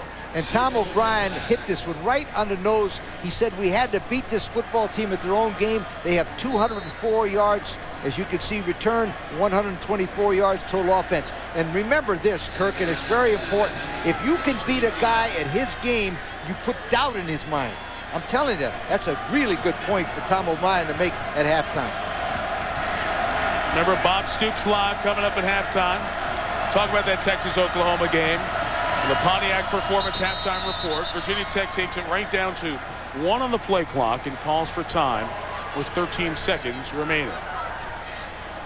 Virginia Tech up 14-0. This is a team that's a top 20 rushing team in the country, and they haven't shown us anything to say they haven't been a good running team tonight, as they're 2 untouchables, as they're called. Suggs and Jones have gone out there and done the job. Just that one big play changed the whole tide of the game here. And with Brian Randall, you know, it's going to be an interesting second half. You have Brian Randall, who The thing that I think separates him from when he started out this year against LSU is his confidence and poise. And in this second half, I think he's going to have to demonstrate that. Not only running the football, but leading this team and making good decisions by throwing. From a coach's standpoint, I think Boston College coaches got more to talk about at halftime than Virginia Tech. Virginia Tech is lucky that Boston College has given them this kind of an opportunity, or they should not even be winning this game. Come back to the running ability. They ran the ball well in spots. Knight has hit holes and run it well. These guys still have been one per drive, really. The big run for Jones. Lee Suggs has been just consistent 5, 6, 7 a carry. And both on sweep plays, toss plays outside. 20 rushes, almost 180 yards. First time to Boston. Fellas. For you? First time, yeah. And what do you, ever? First time, yeah. Come on. Yeah, ever. Midwestern boy, come east. You know what, though? Yeah. Traffic's a nightmare, but the food makes up for it. Food is good in Boston. Seafood. Fowler, he's starving. He's ordering hot dogs from downstairs. Suggs keeps going and is finally pulled down to the 28-yard line. Shy of the first down, and we've arrived at halftime. A little culture. I got the North End, a little Italian grub. Chowder? Yes, chowder. Chowder last night. Life is good. Pontiac Performance halftime report coming up. We got a ball game, 14-7 at the break as Boston College got back in it with the big special teams play, and Tom O'Brien's team now has a shot of momentum heading into the locker room for the second half. Coach O'Brien walking over to our Dr. Jerry Punch. Go ahead, Doc. And Coach, in pregame, you said we're going to have to beat them at their own game with special teams. You got to feel pretty good about special teams. Over 200 yards in return in the first half. Well, that's been the highlight of the half for us is our special teams play, but we're killing ourselves with everything else we do with penalties, throwing interceptions. I mean, we got to come back and just play better defensively and keep our special teams going. How do you control the mistakes at halftime? Where do you look to try to calm down the penalties and the miscues that have cost you points and possession? Well, they've been aggressive. The penalties have been aggressive. The fumbles just inexcusable. We have to hold on to the ball. Thanks, Coach. Mike? Okay, Doc, at the break, 14-7. Pontiac Performance halftime report. 5 hot dogs in the booth, Chris. You think we're going to get any of them, buddy? An inspired Boston College team will get the ball to start the second half. Punt return of 83 yards or 84. Jamal Burke made it a 7-point game. And Jerry Punch visits with the coach of the Hokies, Frank Beamer. Coach, I don't think I've ever seen a Virginia Tech football team outplayed on special teams. That's unheard of. Your thoughts? I think you're exactly right. That's been a difference. Boy, we gave them 2 long plays on kickoff return and punt return. And that's not us. We give them credit. They made some nice plays. Their ball carriers did a nice job, but that's not us. Thanks, Coach. Special teams aside, thank you, Doc. Line of scrimmage, guys. Boston College ran the ball. Do you think BC can play well enough as an offense to win this game? I think it's important that BC offensively, defensively, can get into the fourth quarter. Then I think you might see this crowd come into the play, and then I think they got a chance to beat Virginia Tech. And that's really their theory. Boston College feels as a coaching staff, let's get to the fourth quarter and give ourselves a chance, because they feel at that point they can find ways to win this game. This quarter is crucial because they ended the first half with some momentum. Can they carry it over now to begin this second half? And why this game is program important. The Georgia Bowl win was the first win over a ranked team in the Tom O'Brien era. So these guys need to beat the big boys. Will Blackman's kickoff return, and you think the special teams message was passed along? 11-yard return. He is stuck at the 20.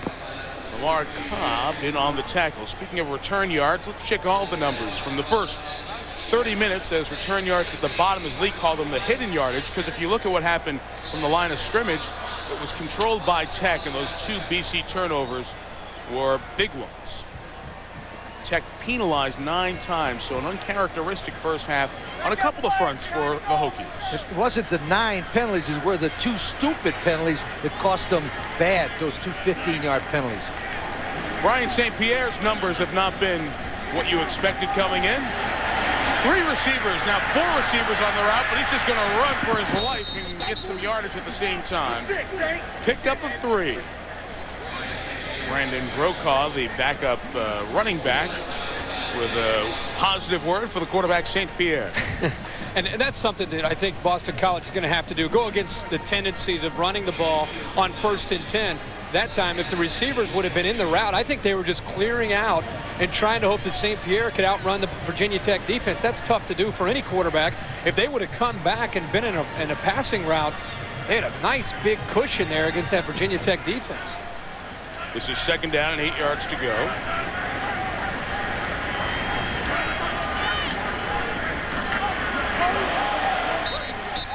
Nowhere to go for Derek Knight. Colas made that tackle. 3rd and 10. Jerry, you were in the BC locker room at halftime. What was it like? And Mike, an air of confidence in there. They believe, as ugly as that first half was, we're still in the football game, only down by 7 points. And the coach said, look, there's a reason these guys are number 4 in the nation. They're good. They don't need our help. He says, guys, think of it this way. They're the New York Yankees, and they don't need 4 outs. They're pretty good. We don't give them 4 outs, and we'll stay in this football game and have a shot at winning it. Appeal to a bunch of kids playing in Boston. Mention the Yankees, right? Uh-oh. Plus, the Yankees are losers. Well, they're I don't know about the losers, but they're out of it. They're out of there already. All politics are local, as the great Tip O'Neill said. 3rd and long 9. St. Pierre shot.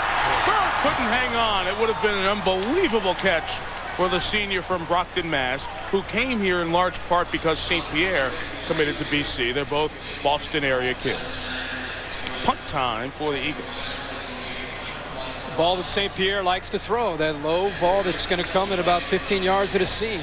After Frank Beamer talked to his special teams at halftime, I'd be very, very careful to make sure I cover this one real good, because old Virginia Tech's liable to say, "Baba." That circle at that left side. They were coming hard from there.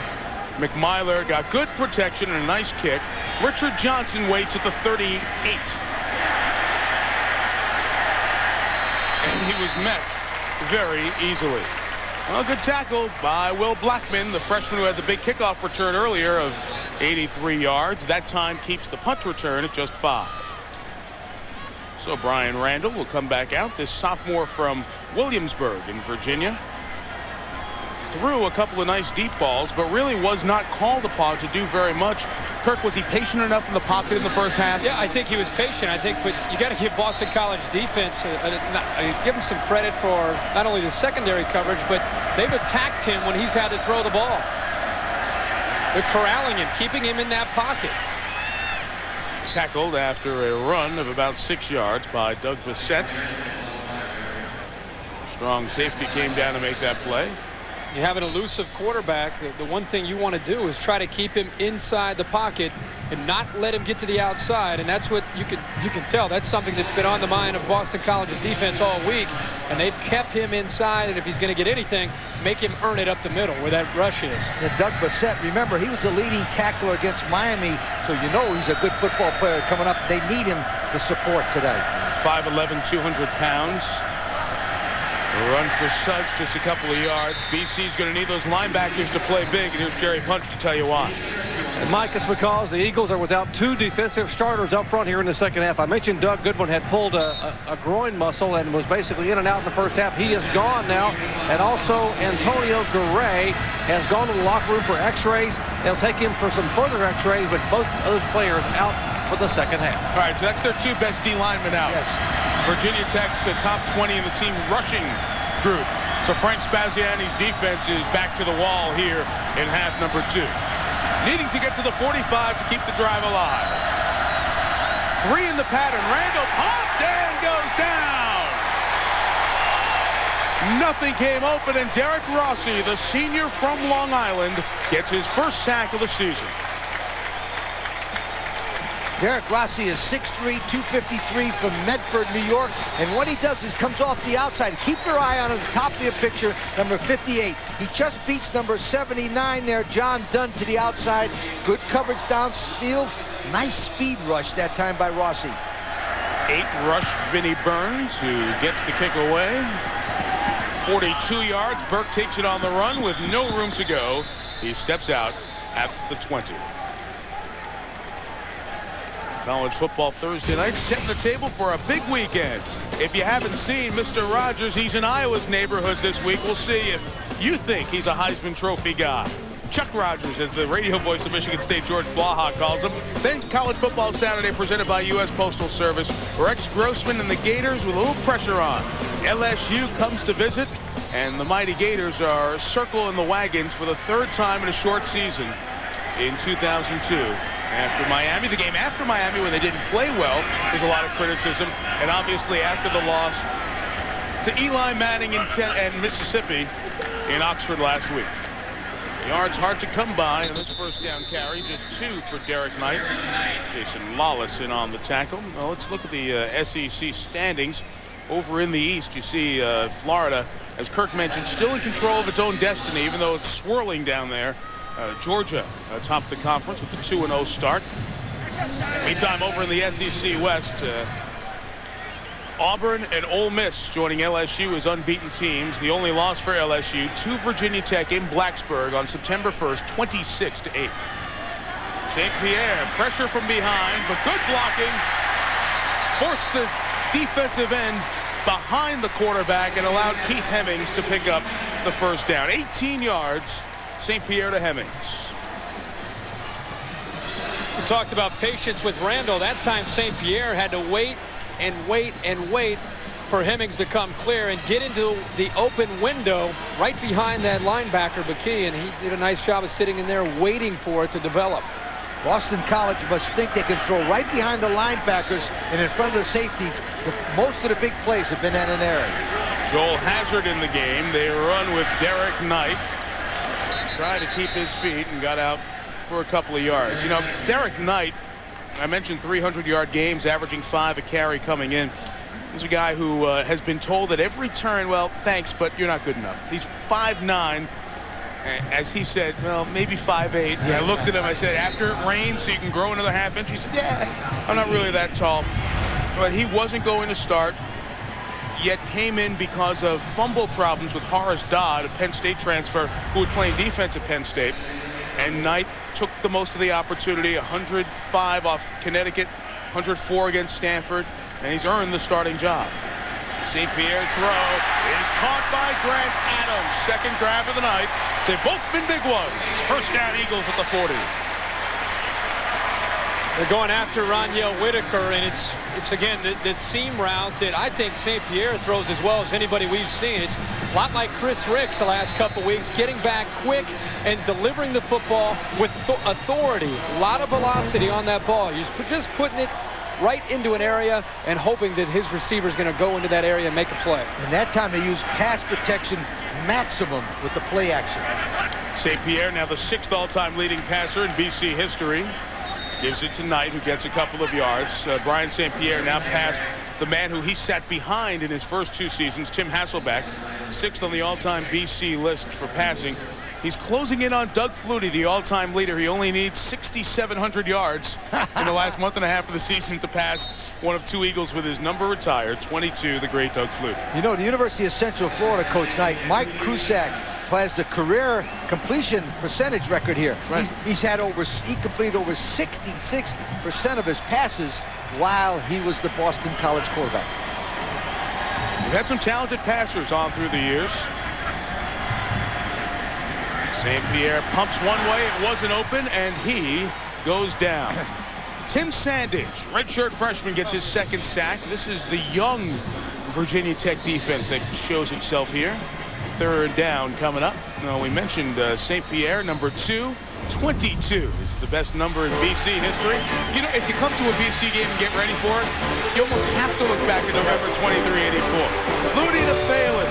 In a miracle season that started with a win over Alabama, Boston College beat Miami, and then the next week, Flutie throws a touchdown pass to his brother, then goes down to New York and wins the Heisman Trophy that same day. 3rd and 13. Complete for a first down to Burke again. They are really good at running educated routes. 16 on that one. And let me tell you why that play, Kirk, was successful. They take the inside receiver and they drive him deep so that they get the Virginia Tech defensive backs. Watch them. They'll take a man inside of him, clearing. You see that number 5 clearing so that Burke can come right there. Nice conceived play that time, wasn't it? And what you're seeing is a quarterback have patience and wait for the play to develop, because when you're throwing against a zone defense, it takes time. And right now, he's getting the time to throw the football.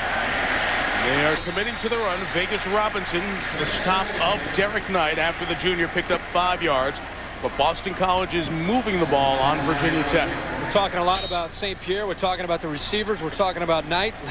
Let's not forget the job that the offensive line has done on this drive, because early in this game, how many times did we see a DB in the backfield putting pressure on St. Pierre? How many times have we seen Colas, the entire defensive front of Virginia Tech? Right now, BC's offensive line is stepping up.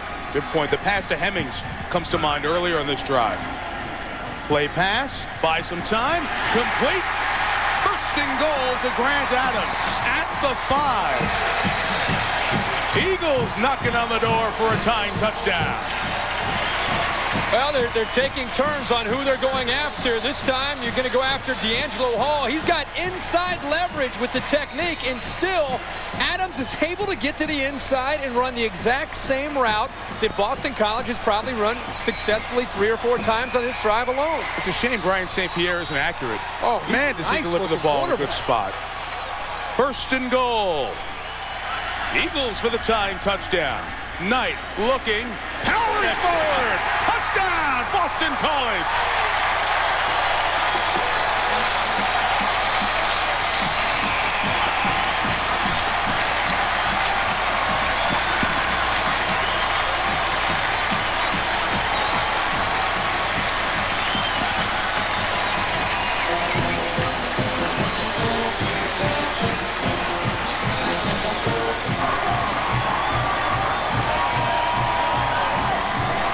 Kid from Canada, Shortino on to add the extra point.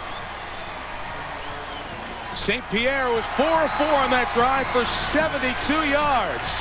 They arrived late. They'll be in it late. Derek Knight, touchdown run number 4 on the season. They were out of it early. New game, 14-14, Tech and BC.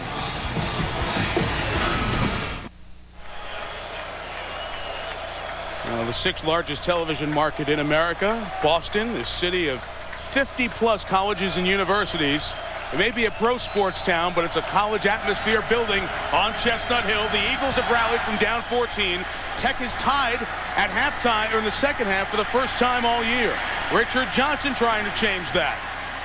Brought down at the 26-yard line. Special teams tackle from the starting linebacker, Brian Flores. A very good drive by BC, brought him down the field to even the game at 14. St. Pierre doing a lot of the work on the 80-yard drive. But getting into the goal line was Parento right there, number 73, and his friends. Watch them blow off the ball, and then you'll see Sneed, number 76, right there. Boom! Now what happens there is Parento made a stupid mistake before, and he made up for it now. He picked up the penalty when they had first and goal at the 5, Lee. Here is Randall to Kevin Jones into the second level, into the 36-yard line. It's a 9-yard pickup. 2nd and 1 coming up, Kirk. Well, the offensive line finished that drive off in the running of Derek Knight, but let's give the offensive line and the pass protection, of course, the quarterback Brian St. Pierre a lot of credit, because they moved the ball right down the field, and he threw to a number of different receivers, but it was thrown in the same area. Couple across to the outside. Burke got involved. Adams got involved. Hemmings. And there Adams, the big catch to get the ball down inside the 5-yard line. Brian St. Pierre there. Numbers aren't phenomenal, but that drive got this Boston College team back on the board to tie this game up. They're measuring for the first down, and I believe they're just short. Remember Dana Bible, the offensive coordinator, when we visited with him yesterday, he said, understanding who we are and what we can recruit, we don't have guys who can run 4.3 40s all over the field, although their speed has improved, I think, in the last couple of years. Dana said, thus, our quarterback must be very accurate. And Brian St. Pierre throws into windows that are cracked for kind of like those cool nights when you just want a little fresh air when you wake up in the morning. It's a really small opening, and he squeezes it in there on time. Very accurate passer. We have 19 NFL scouts checking out the talent from both teams. St. Pierre certainly on their minds as they watch tonight. Randall sneaks and picks up the first down for Virginia Tech. How many times have we had exciting games this year on Thursday nights, and we're having a heavyweight clash back and forth, and the team that's favored, the team that's heavily ranked, great teams answer. Brian Randall, and Virginia Tech right now, midway through this third quarter, the momentum has shifted to Boston College. Brian Randall needs to step up right now, and the Hokies offense needs to step up and get a drive going. 1st and 10. Their bread and butter's the run. Boston College brings the heat. No gain. Vinny Churchill made the play on the bottom, and then it was cleaned up top by Tim Bullman. Churchill got a first hand on it. Former fullback at Clemson. And he looks like one of those typical New Jersey linebackers. A thick neck. Look at that tough-looking guy. I mean, he looks like he belongs on The Sopranos, doesn't he? He does. I mean, he'd be a hitman on The Sopranos right there tomorrow. Yep. Sent by Corso. 2nd and 10. Right back to the Jones run. Doug Bassett came up. Brian Flores finished him off. 2 yards there. You know what's funny? Coach, you can appreciate this as much as anybody. How many times have we seen, when you're a defensive coordinator, you draw up a scheme, it's the same plays that Virginia Tech ran in the first half. Isn't it amazing how much better you can play as a defense when you're flying around, playing with enthusiasm, believing again that you can stop this Virginia Tech offense? Now you got them in 3rd in a long situation.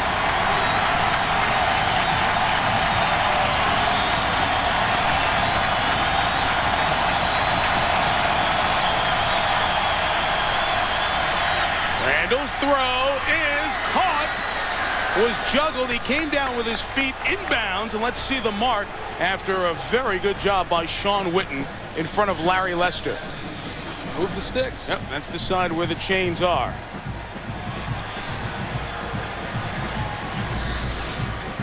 ESPN 1st and 10 line in there as you watch as well. Actually concentrating by Witten. Ooh, good stuff. Yep. Ball came out there. He was Lester closing speed there to close it and knock it away from Witten.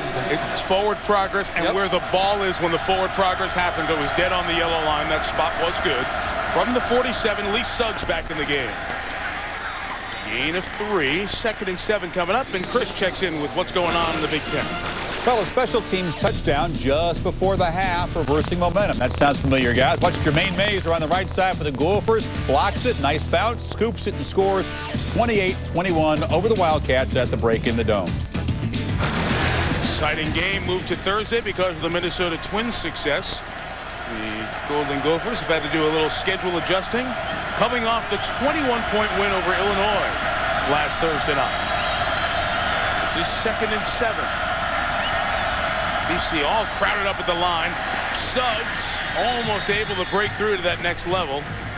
He'll have a 5-yard pickup and a 3rd and a couple coming up.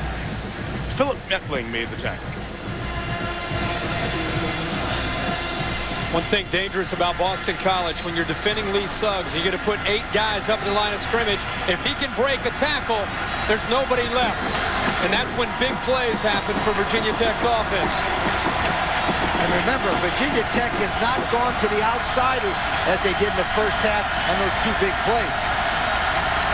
Yeah, there's almost 9 in the box, almost 10 in the box, really, as they creep up defensively for 3rd and short. Suggs able to fight forward. He's over 100 yards and has the first down. This is just, I mean, just smash mouth, blue collar, Northeast. Let's go get them football. But how often do you see a tailback with this kind of ability who has that kind of reputation? He is a blue collar guy. Boston College has everybody at the line of scrimmage, and you're going to hand it off to a tailback that runs a 4.3 that has had an ACL surgery, and he gets tough yardage. He is a workhorse. 4 of the 5 offensive linemen weigh 300 pounds. That's why they get good. But he runs hard. Jones tried to pop that one back to the other side, but Brian Flores stayed in his spot, and his converted safety has done a nice job in run support here tonight. I guess that's the difference. If you look at Kevin Jones and you look at Lee Suggs, what makes him so special as a tandem is Lee Suggs, his vision, his power, and his speed. Kevin Jones, his quickness, ability to separate from a defender. They both bring something different to the table, and they both stay fresh throughout the whole game. And Suggs, as a senior, brings the experience of big games like this. Jones a yard away from a double C-note for their running backs. 2nd and 9, they spread the field.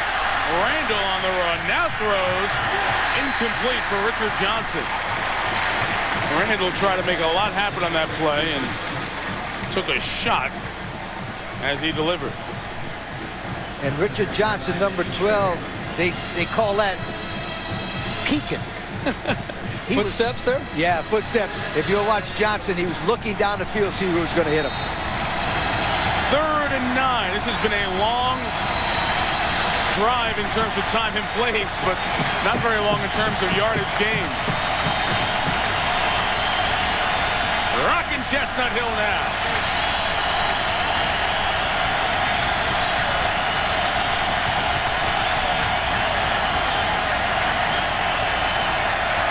Four-man rush is held off, giving Randall time. Now it breaks down. Will he make something happen? He's got a lot of room to run, and he'll pick up the first down. He's not Michael Vick. Nobody is Michael Vick. No. But he gives them that Michael Vick thing, the ability to make something happen like that play. And there isn't a defense that you can derive to stop a quarterback when he can do these kind of things. And look at him. Look at the patience also from Randall. Waiting. He's not taking off running until he sets it up, and then he's able to outrun the defensive line. There is a nice play by Brian Randall displaying what he can do so well. Things break down. He can create, either throw the ball downfield or pick up valuable yards for the first down. 11-yard pickup. Witten and Wilford are the receivers at the bottom of the screen. Kevin Jones with an opening. He will have a first down across the 20. It almost seems like when they have a couple of receivers and not the two tight ends, it forces the defense to be more spread out and gives these running backs a better opportunity to gain yards. Defensive coordinator Frank Speziani is having a hard time trying to decide what he wants to do, put the pressure on him. He can't put the pressure on Randall because he can run so well. When he drops off everybody, he leaves open areas. Yep. So I'm telling you, this Randall is much better than the opponents think until they get to play against him. Virginia Tech crosses into the red zone. Jones, big opening, first and goal at the 4. The right side of that line, Luke Owens, John Dunn. In the center, Jake Grove. Watch these guys come off the ball. Kirk and Mike, they just explode. One is 310, the other's 319. Watch them come off the ball. That was a beautiful block there by John Dunn, number 79, allowing that play to go up there. We talk about Lee Suggs running with some power. How about boom? Kevin Jones lowering the shoulder. Let's not forget the fullbacks. Doug Eastlick will lead him on into the line. Or to the outside, Jones turns the corner. Touchdown, Virginia Tech.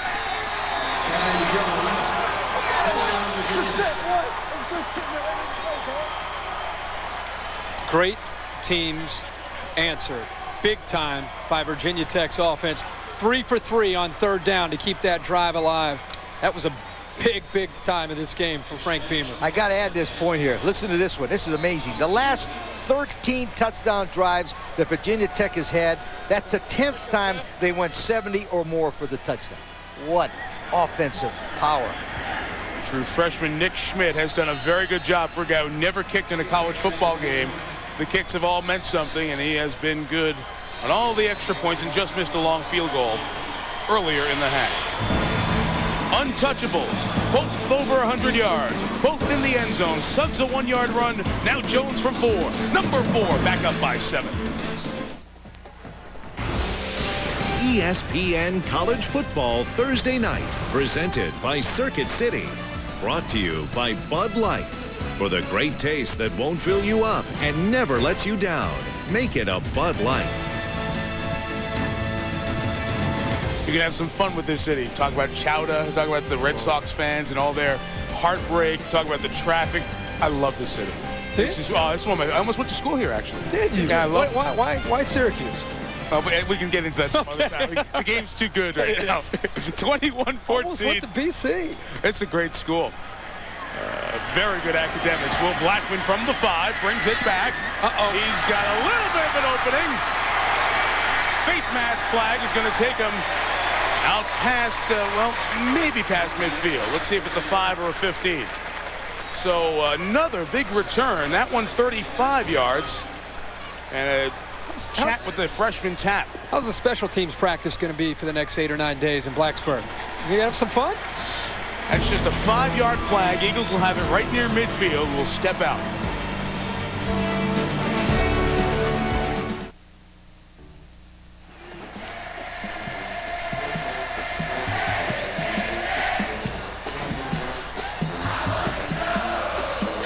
You've got to learn that right away, right?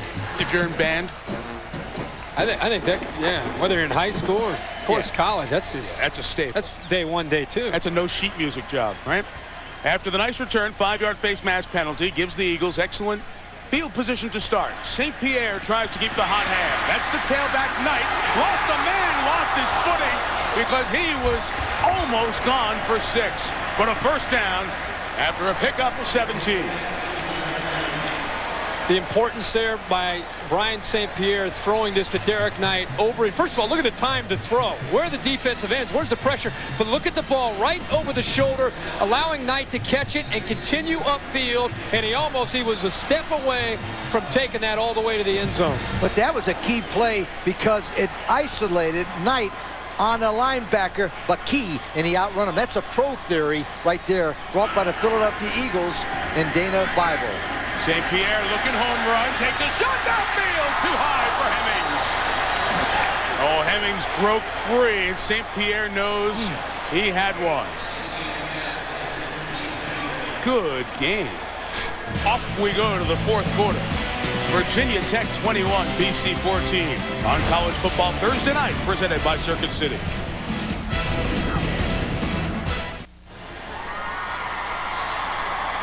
The quarter break, they hit the concourse here at Alumni Stadium. They'll be scooting back to their seats real quick.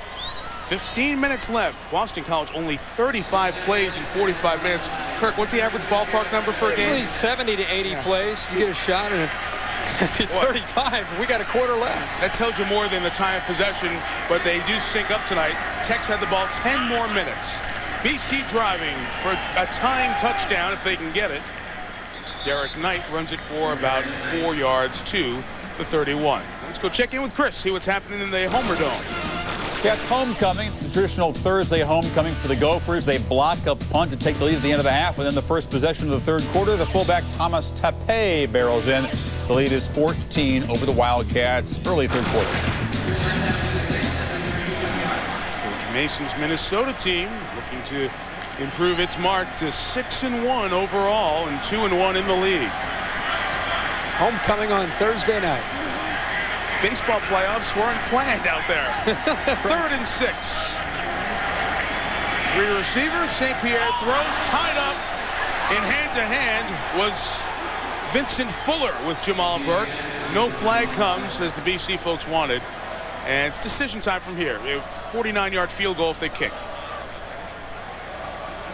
They're going to go for it.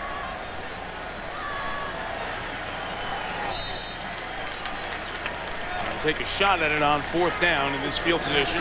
This is the decision spot. Okay, if I was Tom O'Brien, the one thing I would do is try to design a pass that goes to the right. St. Pierre has hit about 5 straight passes to the right and 0 for 2 to the left. Even though that's the boundary? Even though that's the boundary, I try to get somewhere over that right side to throw it. He's looking left, he's looking for Hemmings. And it's intercepted by Fuller, and it's marked down at the 6-inch line. That's better than a pooch punt right there. Hey, no way. McMiller's good, but he ain't putting it inside of that. So St. Pierre's stats won't look good. The 3rd turnover for BC. Everybody had to make that play. St. Pierre had to make the throw, and the defensive player, Fuller, had to make the interception. But when I was a defensive secondary coach, Kirk and Mike, what I taught our guys, if it was a long yardage situation like 3rd down or something like that, and you had a chance, make sure you pull the ball down. Don't intercept it inside the 5. That was the one they almost hit at the end of the 3rd quarter. And it showed maximum protection. 8 men now blocking for Boston College. St. Pierre came that close to a touchdown. They end up with a long field here, and Randall just gives himself some room to breathe.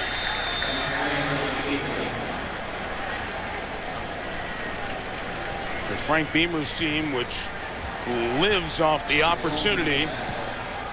Another one here, but I also thought when I was looking at that number was how interesting it is the opponent's 5 takeaways didn't score. Our defense just shut it down, flatten them down. But that also is Bud Foster practices a lot what they call sudden change. When he comes back up, and they practice that a lot in the practice session. Speaking of shutting down, last time they had Virginia Tech pinned, they gave up a big run by Lee Suggs. The whistle brings down the 2nd flag of this half after 13 first-half flags, 1 in the third on Tech, the 5-yard face mask, and this one. Dead ball, false start, offense. 5 false starts tonight on the Tech offense.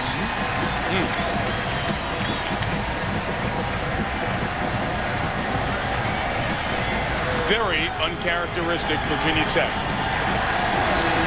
Boston College, their defense right now, not only to get the ball back, but to force Virginia Tech to punt deep in their territory. This is big. The next 2 plays are huge for BC. Suggs. Ott hit him first. And the rest of the maroon shirts came after a 2-yard pickup. Josh Ott, the linebacker, made the first play. There's 45 out of Silver Spring in Maryland. I know it's a little risky, but not a bad time for play-action throw with 10 guys up in the line of scrimmage to stop Lee Suggs. I know it's risky, but... Or I would run a toss play. Toss play is better. It worked last time. It worked the last. It might work again. Richard Johnson's top of the screen. 2 tight ends. Power set. There's the toss. There's Suggs. Well, they got penetration that time. Ball came out, but he was down. So no fumble, but it will be a punt situation for Virginia Tech. And a Hokie player is shaken up as well.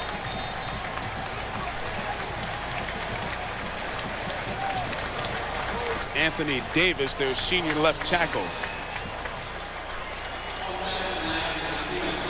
So BC's defense does the job. The Hokie training staff out looking at the right leg of Davis. And we'll have a punt without the full 15 yards from the snapper to the kicker coming up for the Hokies. But credit the BC defense. Remember, their 2 best defensive linemen, Antonio Garay and Doug Goodwin, are out of the lineup in the second half. And the Eagles force Virginia Tech 3 and out. Remember also, a punt return is always really good here because the offensive team punting the ball blocks a little longer so they can make sure the kicker can get it off, and therefore you usually get a return in this exact situation. And that kicker, the punter's looking to get the ball off so quick. And he's going to have even less room. Tech had another procedure penalty there, guys. Dead ball, false start, kicking team. If this is going to go, penalty remains 4th down. Reminded that Virginia Tech's a young team. They have 24 players who have played this year who are freshmen or redshirt freshmen. So even though they're number 4 and they've been impressive and gone to A&M and won, they are still a young team.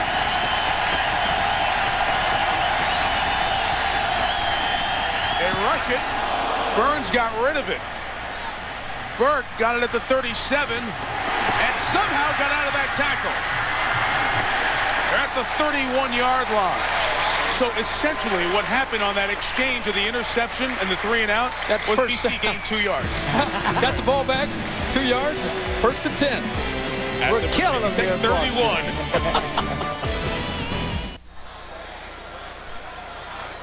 Virginia Tech leading by 7. Boston College has the ball in excellent field position at the Hokies 31. It's been Brian St. Pierre in the second half, along with his junior running back Derek Knight, this guy who everybody is always telling he's too short, not fast enough, has done the job against the good Hokies run defense tonight. You see Knight closing in on 100 yards for the 4th time this season. All they do at BC is turn out 100-yard-a-game running backs.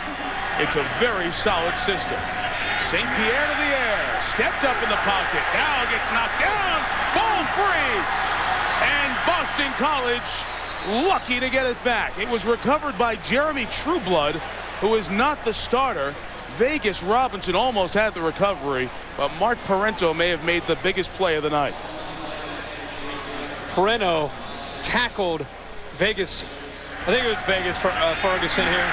As the ball comes out here, watch Vegas Robinson, number 6. He's going for the touchdown. Parento tackles him and gives him the lockdown, which gave his teammates time to recover the football. That's heads up by Parento. A loss of 15, 2nd and 25, and they're back out of field goal range. Virginia Tech defense always seems to make something. St. Pierre.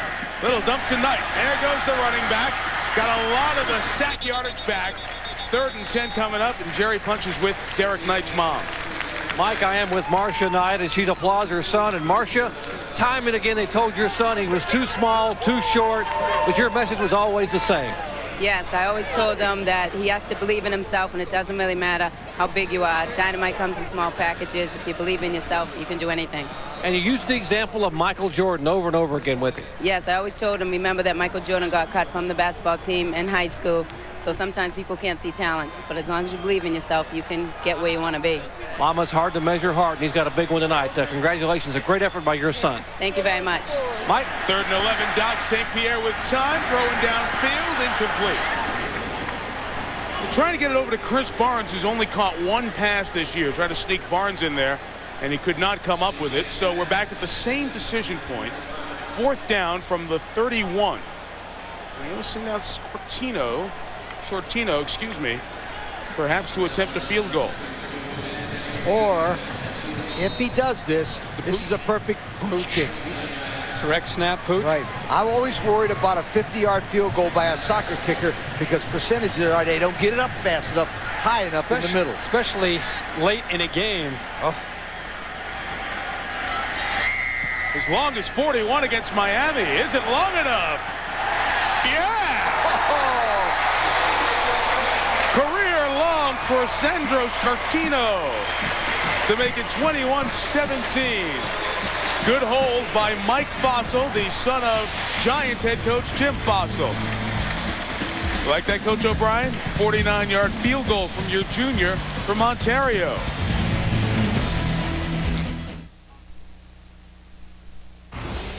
ESPN College Football Thursday night, presented by Circuit City. We know how you feel. That's why we're here. Circuit City, we're with you. And in part by Audi. In technology, performance, and design, our goal remains constant. Never follow. Our producer, Tom Archer, who's inside the truck outside Alumni Stadium, pointed out Todd Severs had a 53-yard field goal. He's the Miami kicker. The Shortino field goal was the 2nd longest in the Big East this year. 4-point game. Returned by Richard Johnson. You know, they've covered kicks well as also Blackman made another hit. Another try. The special teams at Boston College have been sensational. They got 267 yards, return yards. Now that is Jerry Peter Kuski. He's a special teams coach. The reason I'm bringing him up, his dad, John Peter Kuski, was a close friend of mine, a high school coach in Pennsylvania, who also coached at Boston College for years. That man right there has done the best job of any staff member on either staff tonight. Jerry Peter Kuski. He really has, Lee. Good point. Suggs, 6 carries, 13 yards in the second half for Virginia Tech. Lee is the back. Gets a couple of yards. It'll be 2nd and 7 coming up here in the Big East. ESPN's The Season brings you sports from a different angle. Wednesday nights, Southern Fried Football, working out with the SEC. The Season, SEC Football, midnight Eastern, tonight on ESPN. Chris showed you a little snippet at halftime. Coach Franchione of Alabama getting the Tide ready for that Georgia game from last week. That will be the feature on the season coming up after SportsCenter, which follows the game tonight. Suggs with an opening. He is stuck in the secondary by Ralph Parent. But Lee Suggs picks up a 1st down after a pickup of 10. Boston College, 8 guys up at the line of scrimmage. Good blocking up front by the offensive line. Big hole for Suggs, and he's able to explode through for the 1st down.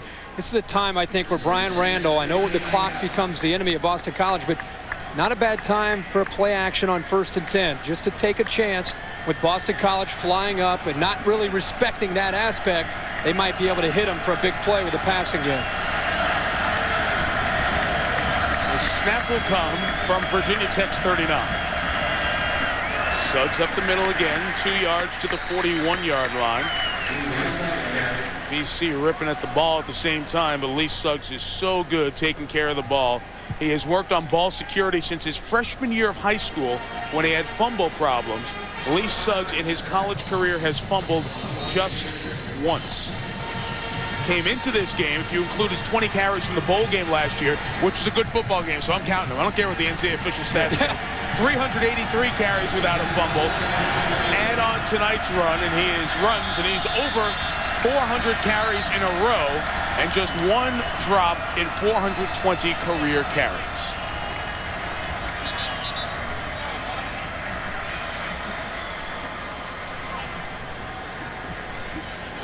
Once again, sorting out some clock issues perhaps on the field.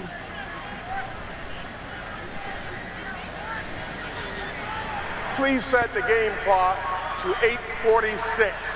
8:46. Right where they blew the whistle when the play clock issue became apparent. You go back to the point about not only fumbling one time. That style of back, besides being a great back and a guy that can run the ball, look at Virginia Tech's style over the years with Frank Beamer. Special teams, great defense, and an offense that's not going to hurt their defense by turning the ball over.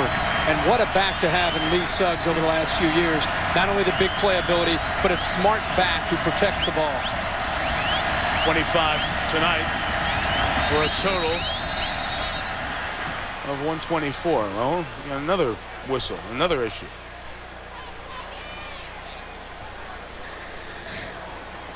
It's the play clock one more time, so we're going to have to reset the game clock. Now, perspective on this. I'll let him do this business first. Please set the game clock to 8:46. Please stop the 25-second clock on my signal. Perspective on this one for Boston College. Remember, this BC team played Miami into the fourth quarter. Nobody else has done that all year. They played Miami so close here on Chestnut Hill last year, 9 yards from beating the eventual national champs. Beat Georgia in the bowl game, but they got to win one of these Big East games. They feel like this is the game that can take this program to the next level. Beating the fourth-ranked Virginia Tech Hokies in their backyard. The players know it, and the coaches know it, and that was their approach coming into this game. And it's within their grasp here. They wanted the game a chance in the fourth quarter. Suggs is strung out. Picked up 3. Good pursuit by Larry Lester. Flag comes in.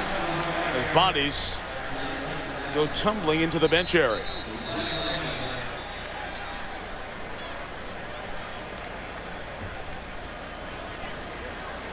The flag down, and a Boston College player is down as well. The flag is against Virginia Tech. So that's another defensive lineman. Remember, they're already down Garay and Goodwin, their 2 best D linemen.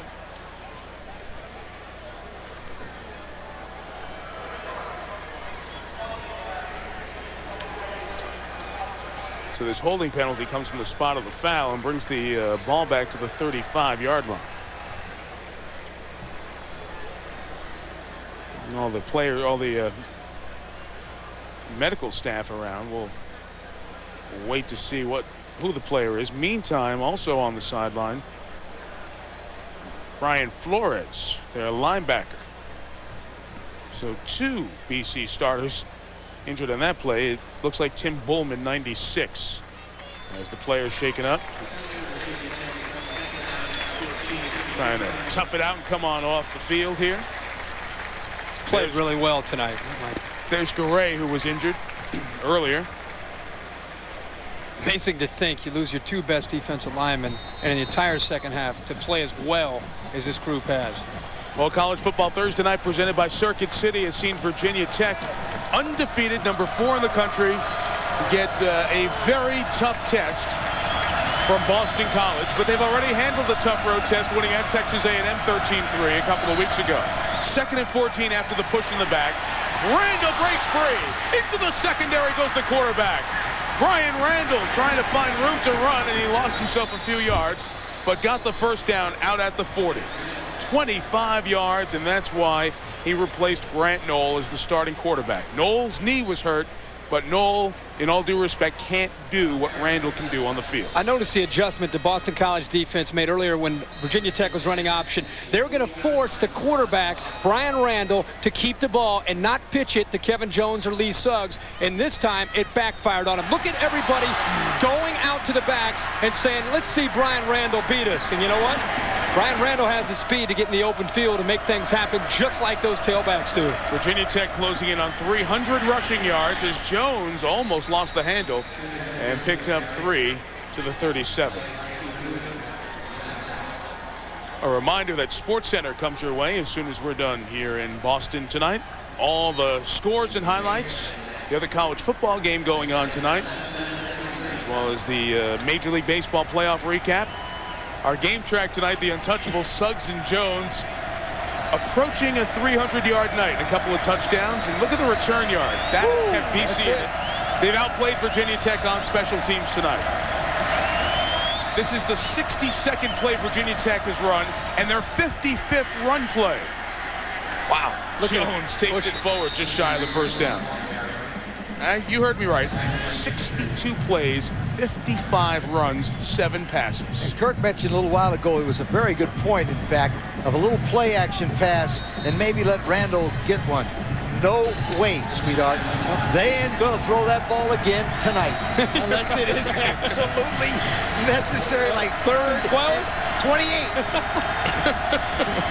They're going to keep stuffing. Ride those horses all the way home, and they're going to use Randall to run the ball instead of throw it. Remember, the kicker's in his first game. Jones carries to try to get him a little closer. Got it out to the 27 and picks up the first down. So a big spot there to keep the drive alive with 6:10 to go. And now you look at this, they're putting everybody at the line. It just makes you appreciate what these backs can do when they're running into a 9- and 10-man front. It's just it's incredible to think the offensive line and the backs, they know that they're going to be hit by the 8th and 9th man inside the line of scrimmage. As soon as they get the handoff, they've got to make a guy miss. I've watched their strategy now. They only want to block the first 7. The backs are responsible for running over the linebacker 8 and 9. They are. Suggs looking to bounce it. Miss. There's number 8. There's number 9. Inside the 10. Inside the 5. Touchdown, Hokies. Good call, Coach. It's a simple strategy. You block the first 7 guys and let the backs run over 8, 9. And if you got enough speed, they go past 10 and 11. 27-yard touchdown run. 2nd of the night. 9th on the season for Lee Suggs. See what they can do here. They're getting the secondary people up. And here he's picked up, but the linebacker scrapes. The safety's right there. He's responsible for 8. Outruns number 9. And here comes 10, 11, 12, 13 in the end zone. Answer. It's the 2nd time they've done that. You got the length of that drive, Lee? I'm looking for it. 7-5. That is now 11 out of the last 14 drives that Virginia Tech has had of 70 or more. That's beautiful, sweetheart. Beautiful. They've run 57 times for 335 yards and take an 11-point lead. Well, Lee Corso talked about it. Drives of 81, 75, 74, and now 75 yards.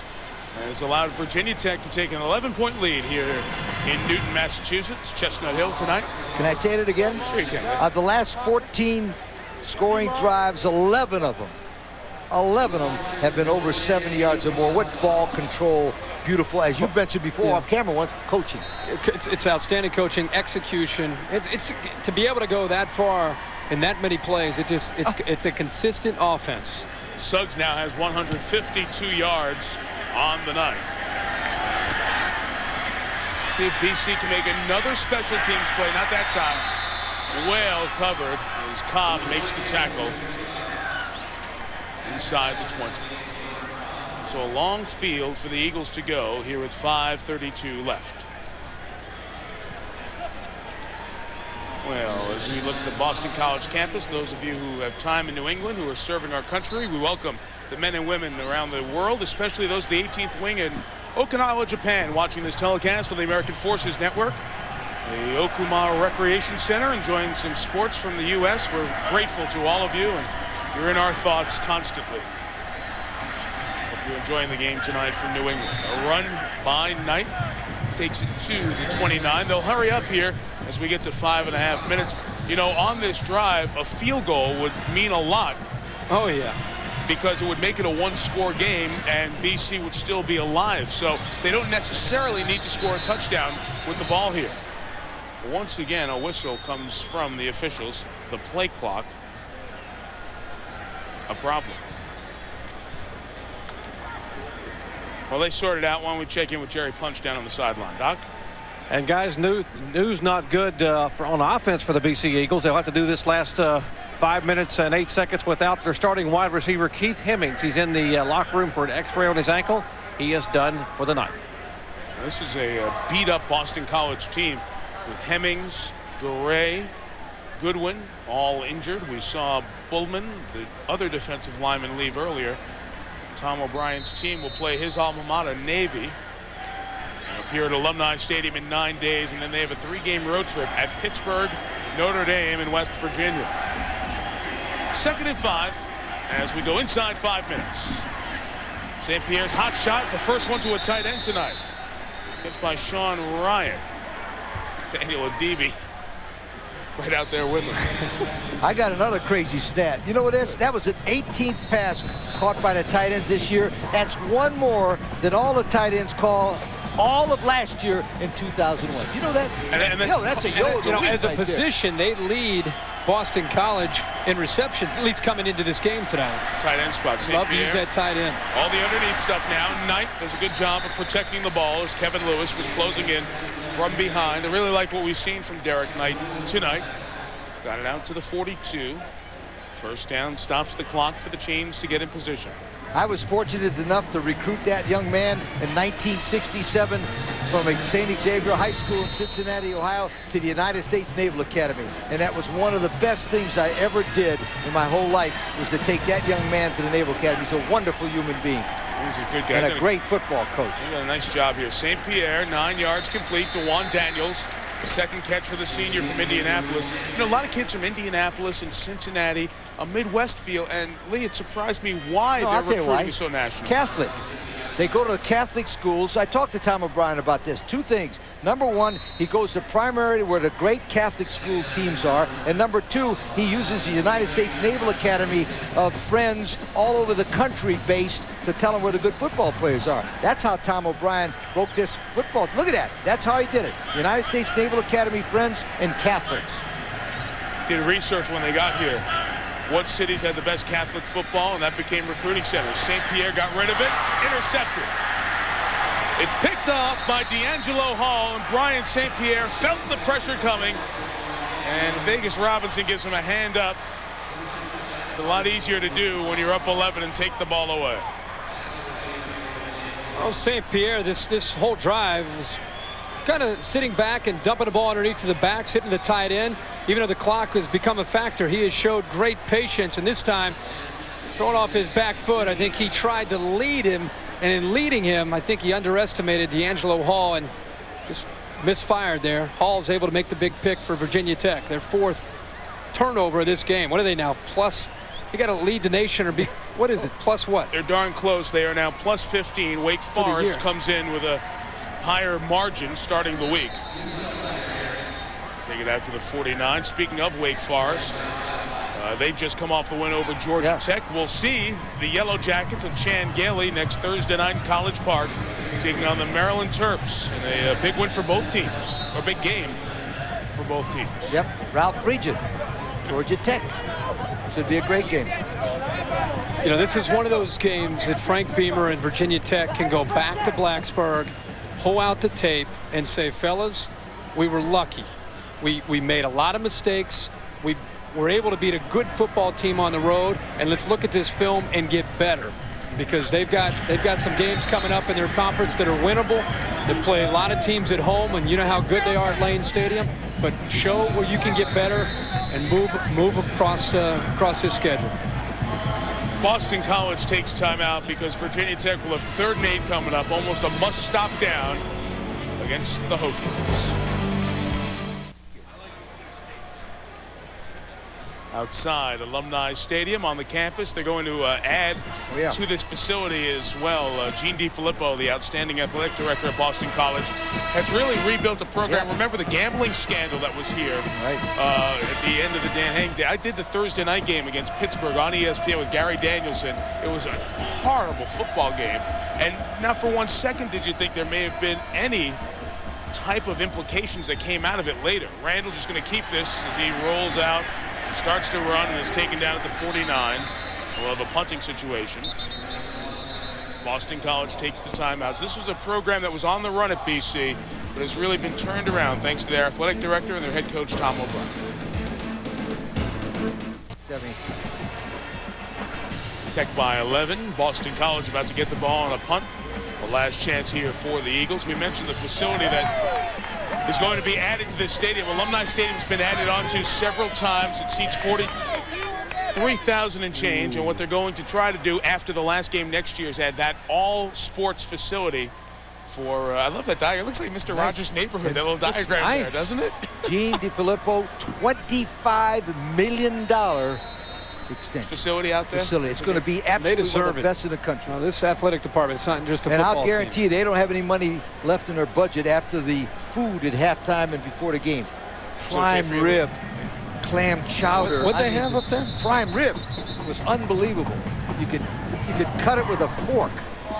Really? Really? You didn't have any? No, I didn't. I had the chowder. I didn't even see the prime rib. Virginia Tech called timeout. That's the side of the stadium that they're going to add the new facility for all sports, not just football, to. You talked about Virginia Tech and the great building they've done, not just of their program, but their stadium at Lane Stadium. And this season's starting to build for them, guys. They'll move to 6-0 if they get through the last 3 minutes here. And here's what they have coming up.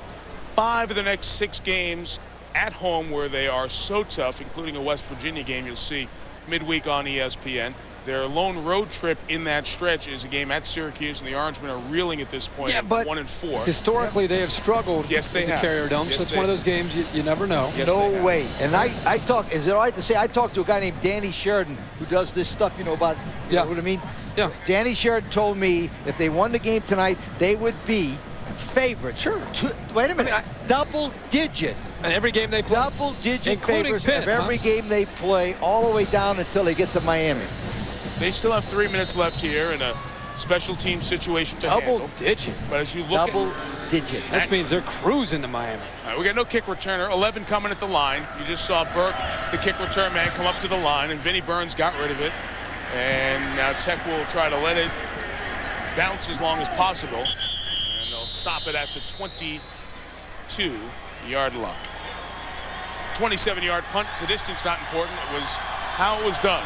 Tech's defense is welcomed on the field by their fans. We salute the Audi player of the game, Lee Suggs, who added 2 more touchdowns to his now Big East record, 40 rushing touchdowns. Oh, he just snapped off a $154 tonight. Now 584 yards in 6 games on this season. Kevin Jones wasn't a slouch either. He came in with 356, and he went over 100 tonight as well. Jones rushing for 144.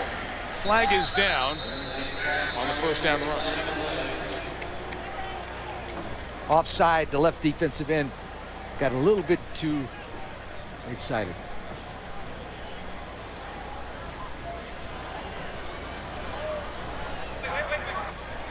Before he's sorting it out, I got one more stat on my board. I got to get it. Oh, good. Only 2 of Virginia Tech's top 20 tacklers are seniors. They got it. Next year is really their year. And at Blacksburg, all the and they get everybody at home, all their tough games. On the play, illegal formation, offense, only 6 men on the line of scrimmage. Line up in the neutral zone, defense. Replay it down. Well, Lee, you point out only 2 of the top 20 tackles. And Willie Pyle is the one senior that they lose, and they've got so much young talent that has played already this season. And as you mentioned, Kirk, you know, these guys, Boston College will come there, Miami comes to Blacksburg. But they're doing a nice job of using the depth on this team. And the depth is a lot of freshmen and a lot of sophomores. So when you lose a Willie Pyle, you have Jimmy Williams, who can step up and has some experience, even as a freshman this year. Next year, he can replace Willie Pyle. You lose Roniel Whitaker, maybe you might even upgrade with Vincent Fuller. So this team next year is really going to be good. St. Pierre takes off. He's brought down at the 24. 2nd and 8 coming up. We'll get under 2.5 minutes. Again, BC trying to somehow, some way get in position to at least kick a field goal, make it an 8-point game, and then take their chances with an onside kick. So they don't necessarily need to score the touchdown here. Knight out of the backfield. They'll just take chunks of yards. Knight fights for the sideline with the speed of Vegas. Robinson brought him down. But you saw the flag come in. Robinson pulled him down by the face mask. Frank Beamer cannot live with 14 penalties, and that's what his team made tonight so far. It's a king-size face mask, so it'll be 15.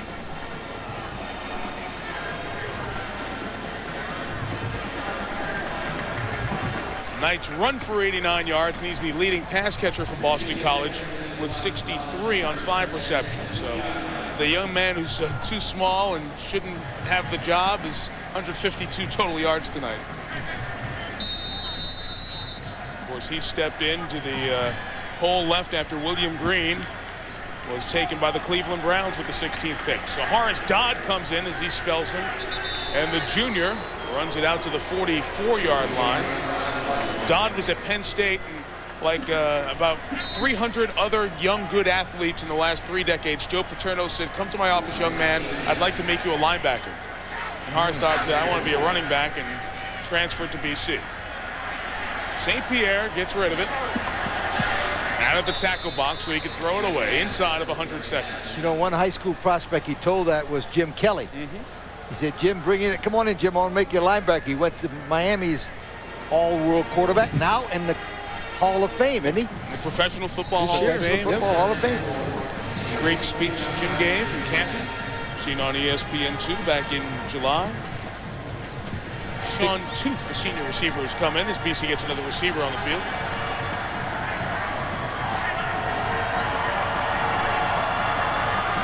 We'll see you on SportsCenter following the game.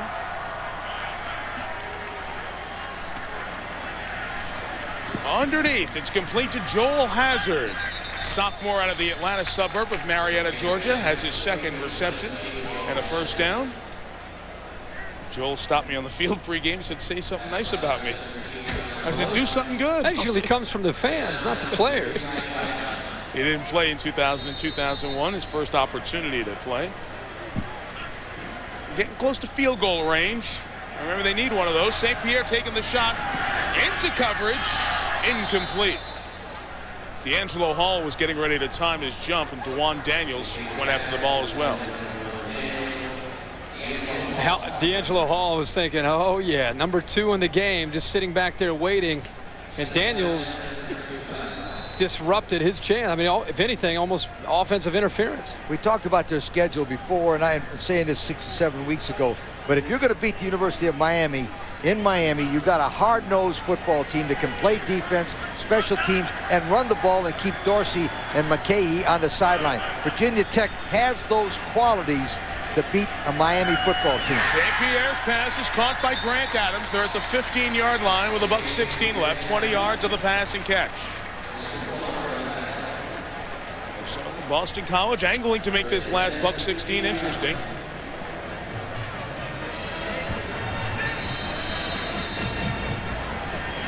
From the 15, they've been in the red zone a lot tonight. As zone coverage is about nobody open. Oh, there's somebody open. And St. Pierre couldn't loft it over the defensive player for an Adams touchdown.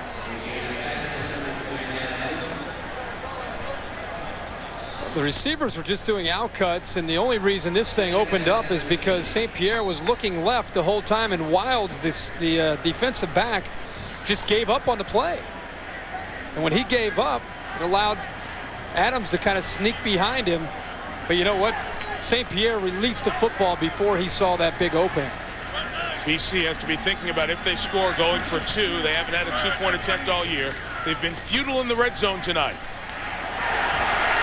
You don't want him to run. It keeps the clock alive. Pass is caught at the 1-yard line. First down stops the clock. Fans are yelling to run. They don't understand football. You don't want the clock to run another 20 seconds. You need to score twice. It would be 25 seconds or 30 by the time St. Pierre got down there. He's not the fastest guy. No, it was a smart move throwing the football like that. He's killing him. Want to sneak this in here, Lee? Make it a 5-point game? Or do you throw? Whatever they do, let's go. Let's go. Hurry up. Give it. There you go. St. Pierre over the top. Touchdown, Boston College. And they go for 2 at 28-23. That was very important to a lot of people, that touchdown. Gives the Eagles a chance if they can make this 2-point conversion. Yeah, because what they could do, even if they don't get the 2-point, even if they don't get the 2-point, they got a chance for an onside kick. Throw one in the end zone. One timeout, it comes down to no matter what happens. They got to recover the onside kick. The difference is, do you have to get in field goal range to try to tie the game and force overtime? All right, 3 receivers, 1 back. This to make it a field goal game. Intercepted. It'll just go as a missed conversion. Jamal Burke should have had it. Crawford made the play. Onside kick coming up. So the lead is 5 with 49 seconds to go, and Boston College. The Eagles have outplayed Virginia Tech on special teams tonight. If they can make one more special teams play against Frank Beamer's vaunted group, they'll have a chance to take a shot at pulling off another BC miracle. If not, the Hokies will leave here 6-0 and head home for 3. Here comes the onside kick, and the game's decided on this one. Got the big bounce. Trying to cause the disruption, but D'Angelo Hall, who has an interception, goes up with his sure hands, and that should seal business tonight. There's so many things BC can look back at because they came so close, but maybe these key red zone plays, the Knight fumble in the second quarter that Virginia Tech recovered, the missed field goal, although it was a long field goal, just missed it. The interception to St. Pierre, hoping his tight end would cut in front of Willie Pyle, one of the 4 turnovers. And some of the red zone problems to go with the personal foul penalties from earlier in the game. Well, final thoughts here, boys, as Tech walks out of here with a 5-point victory. Allows Virginia Tech to win a game on the road. And again, as I said, Frank Beamer is not going to be happy. He's happy with a win, but he's also going to want to go back to the film room and show his football team that we can become better. We're undefeated. We got a schedule that works to our favor, but we need to get better if we want to do what we're capable of doing the rest of this year. And he dodged a bullet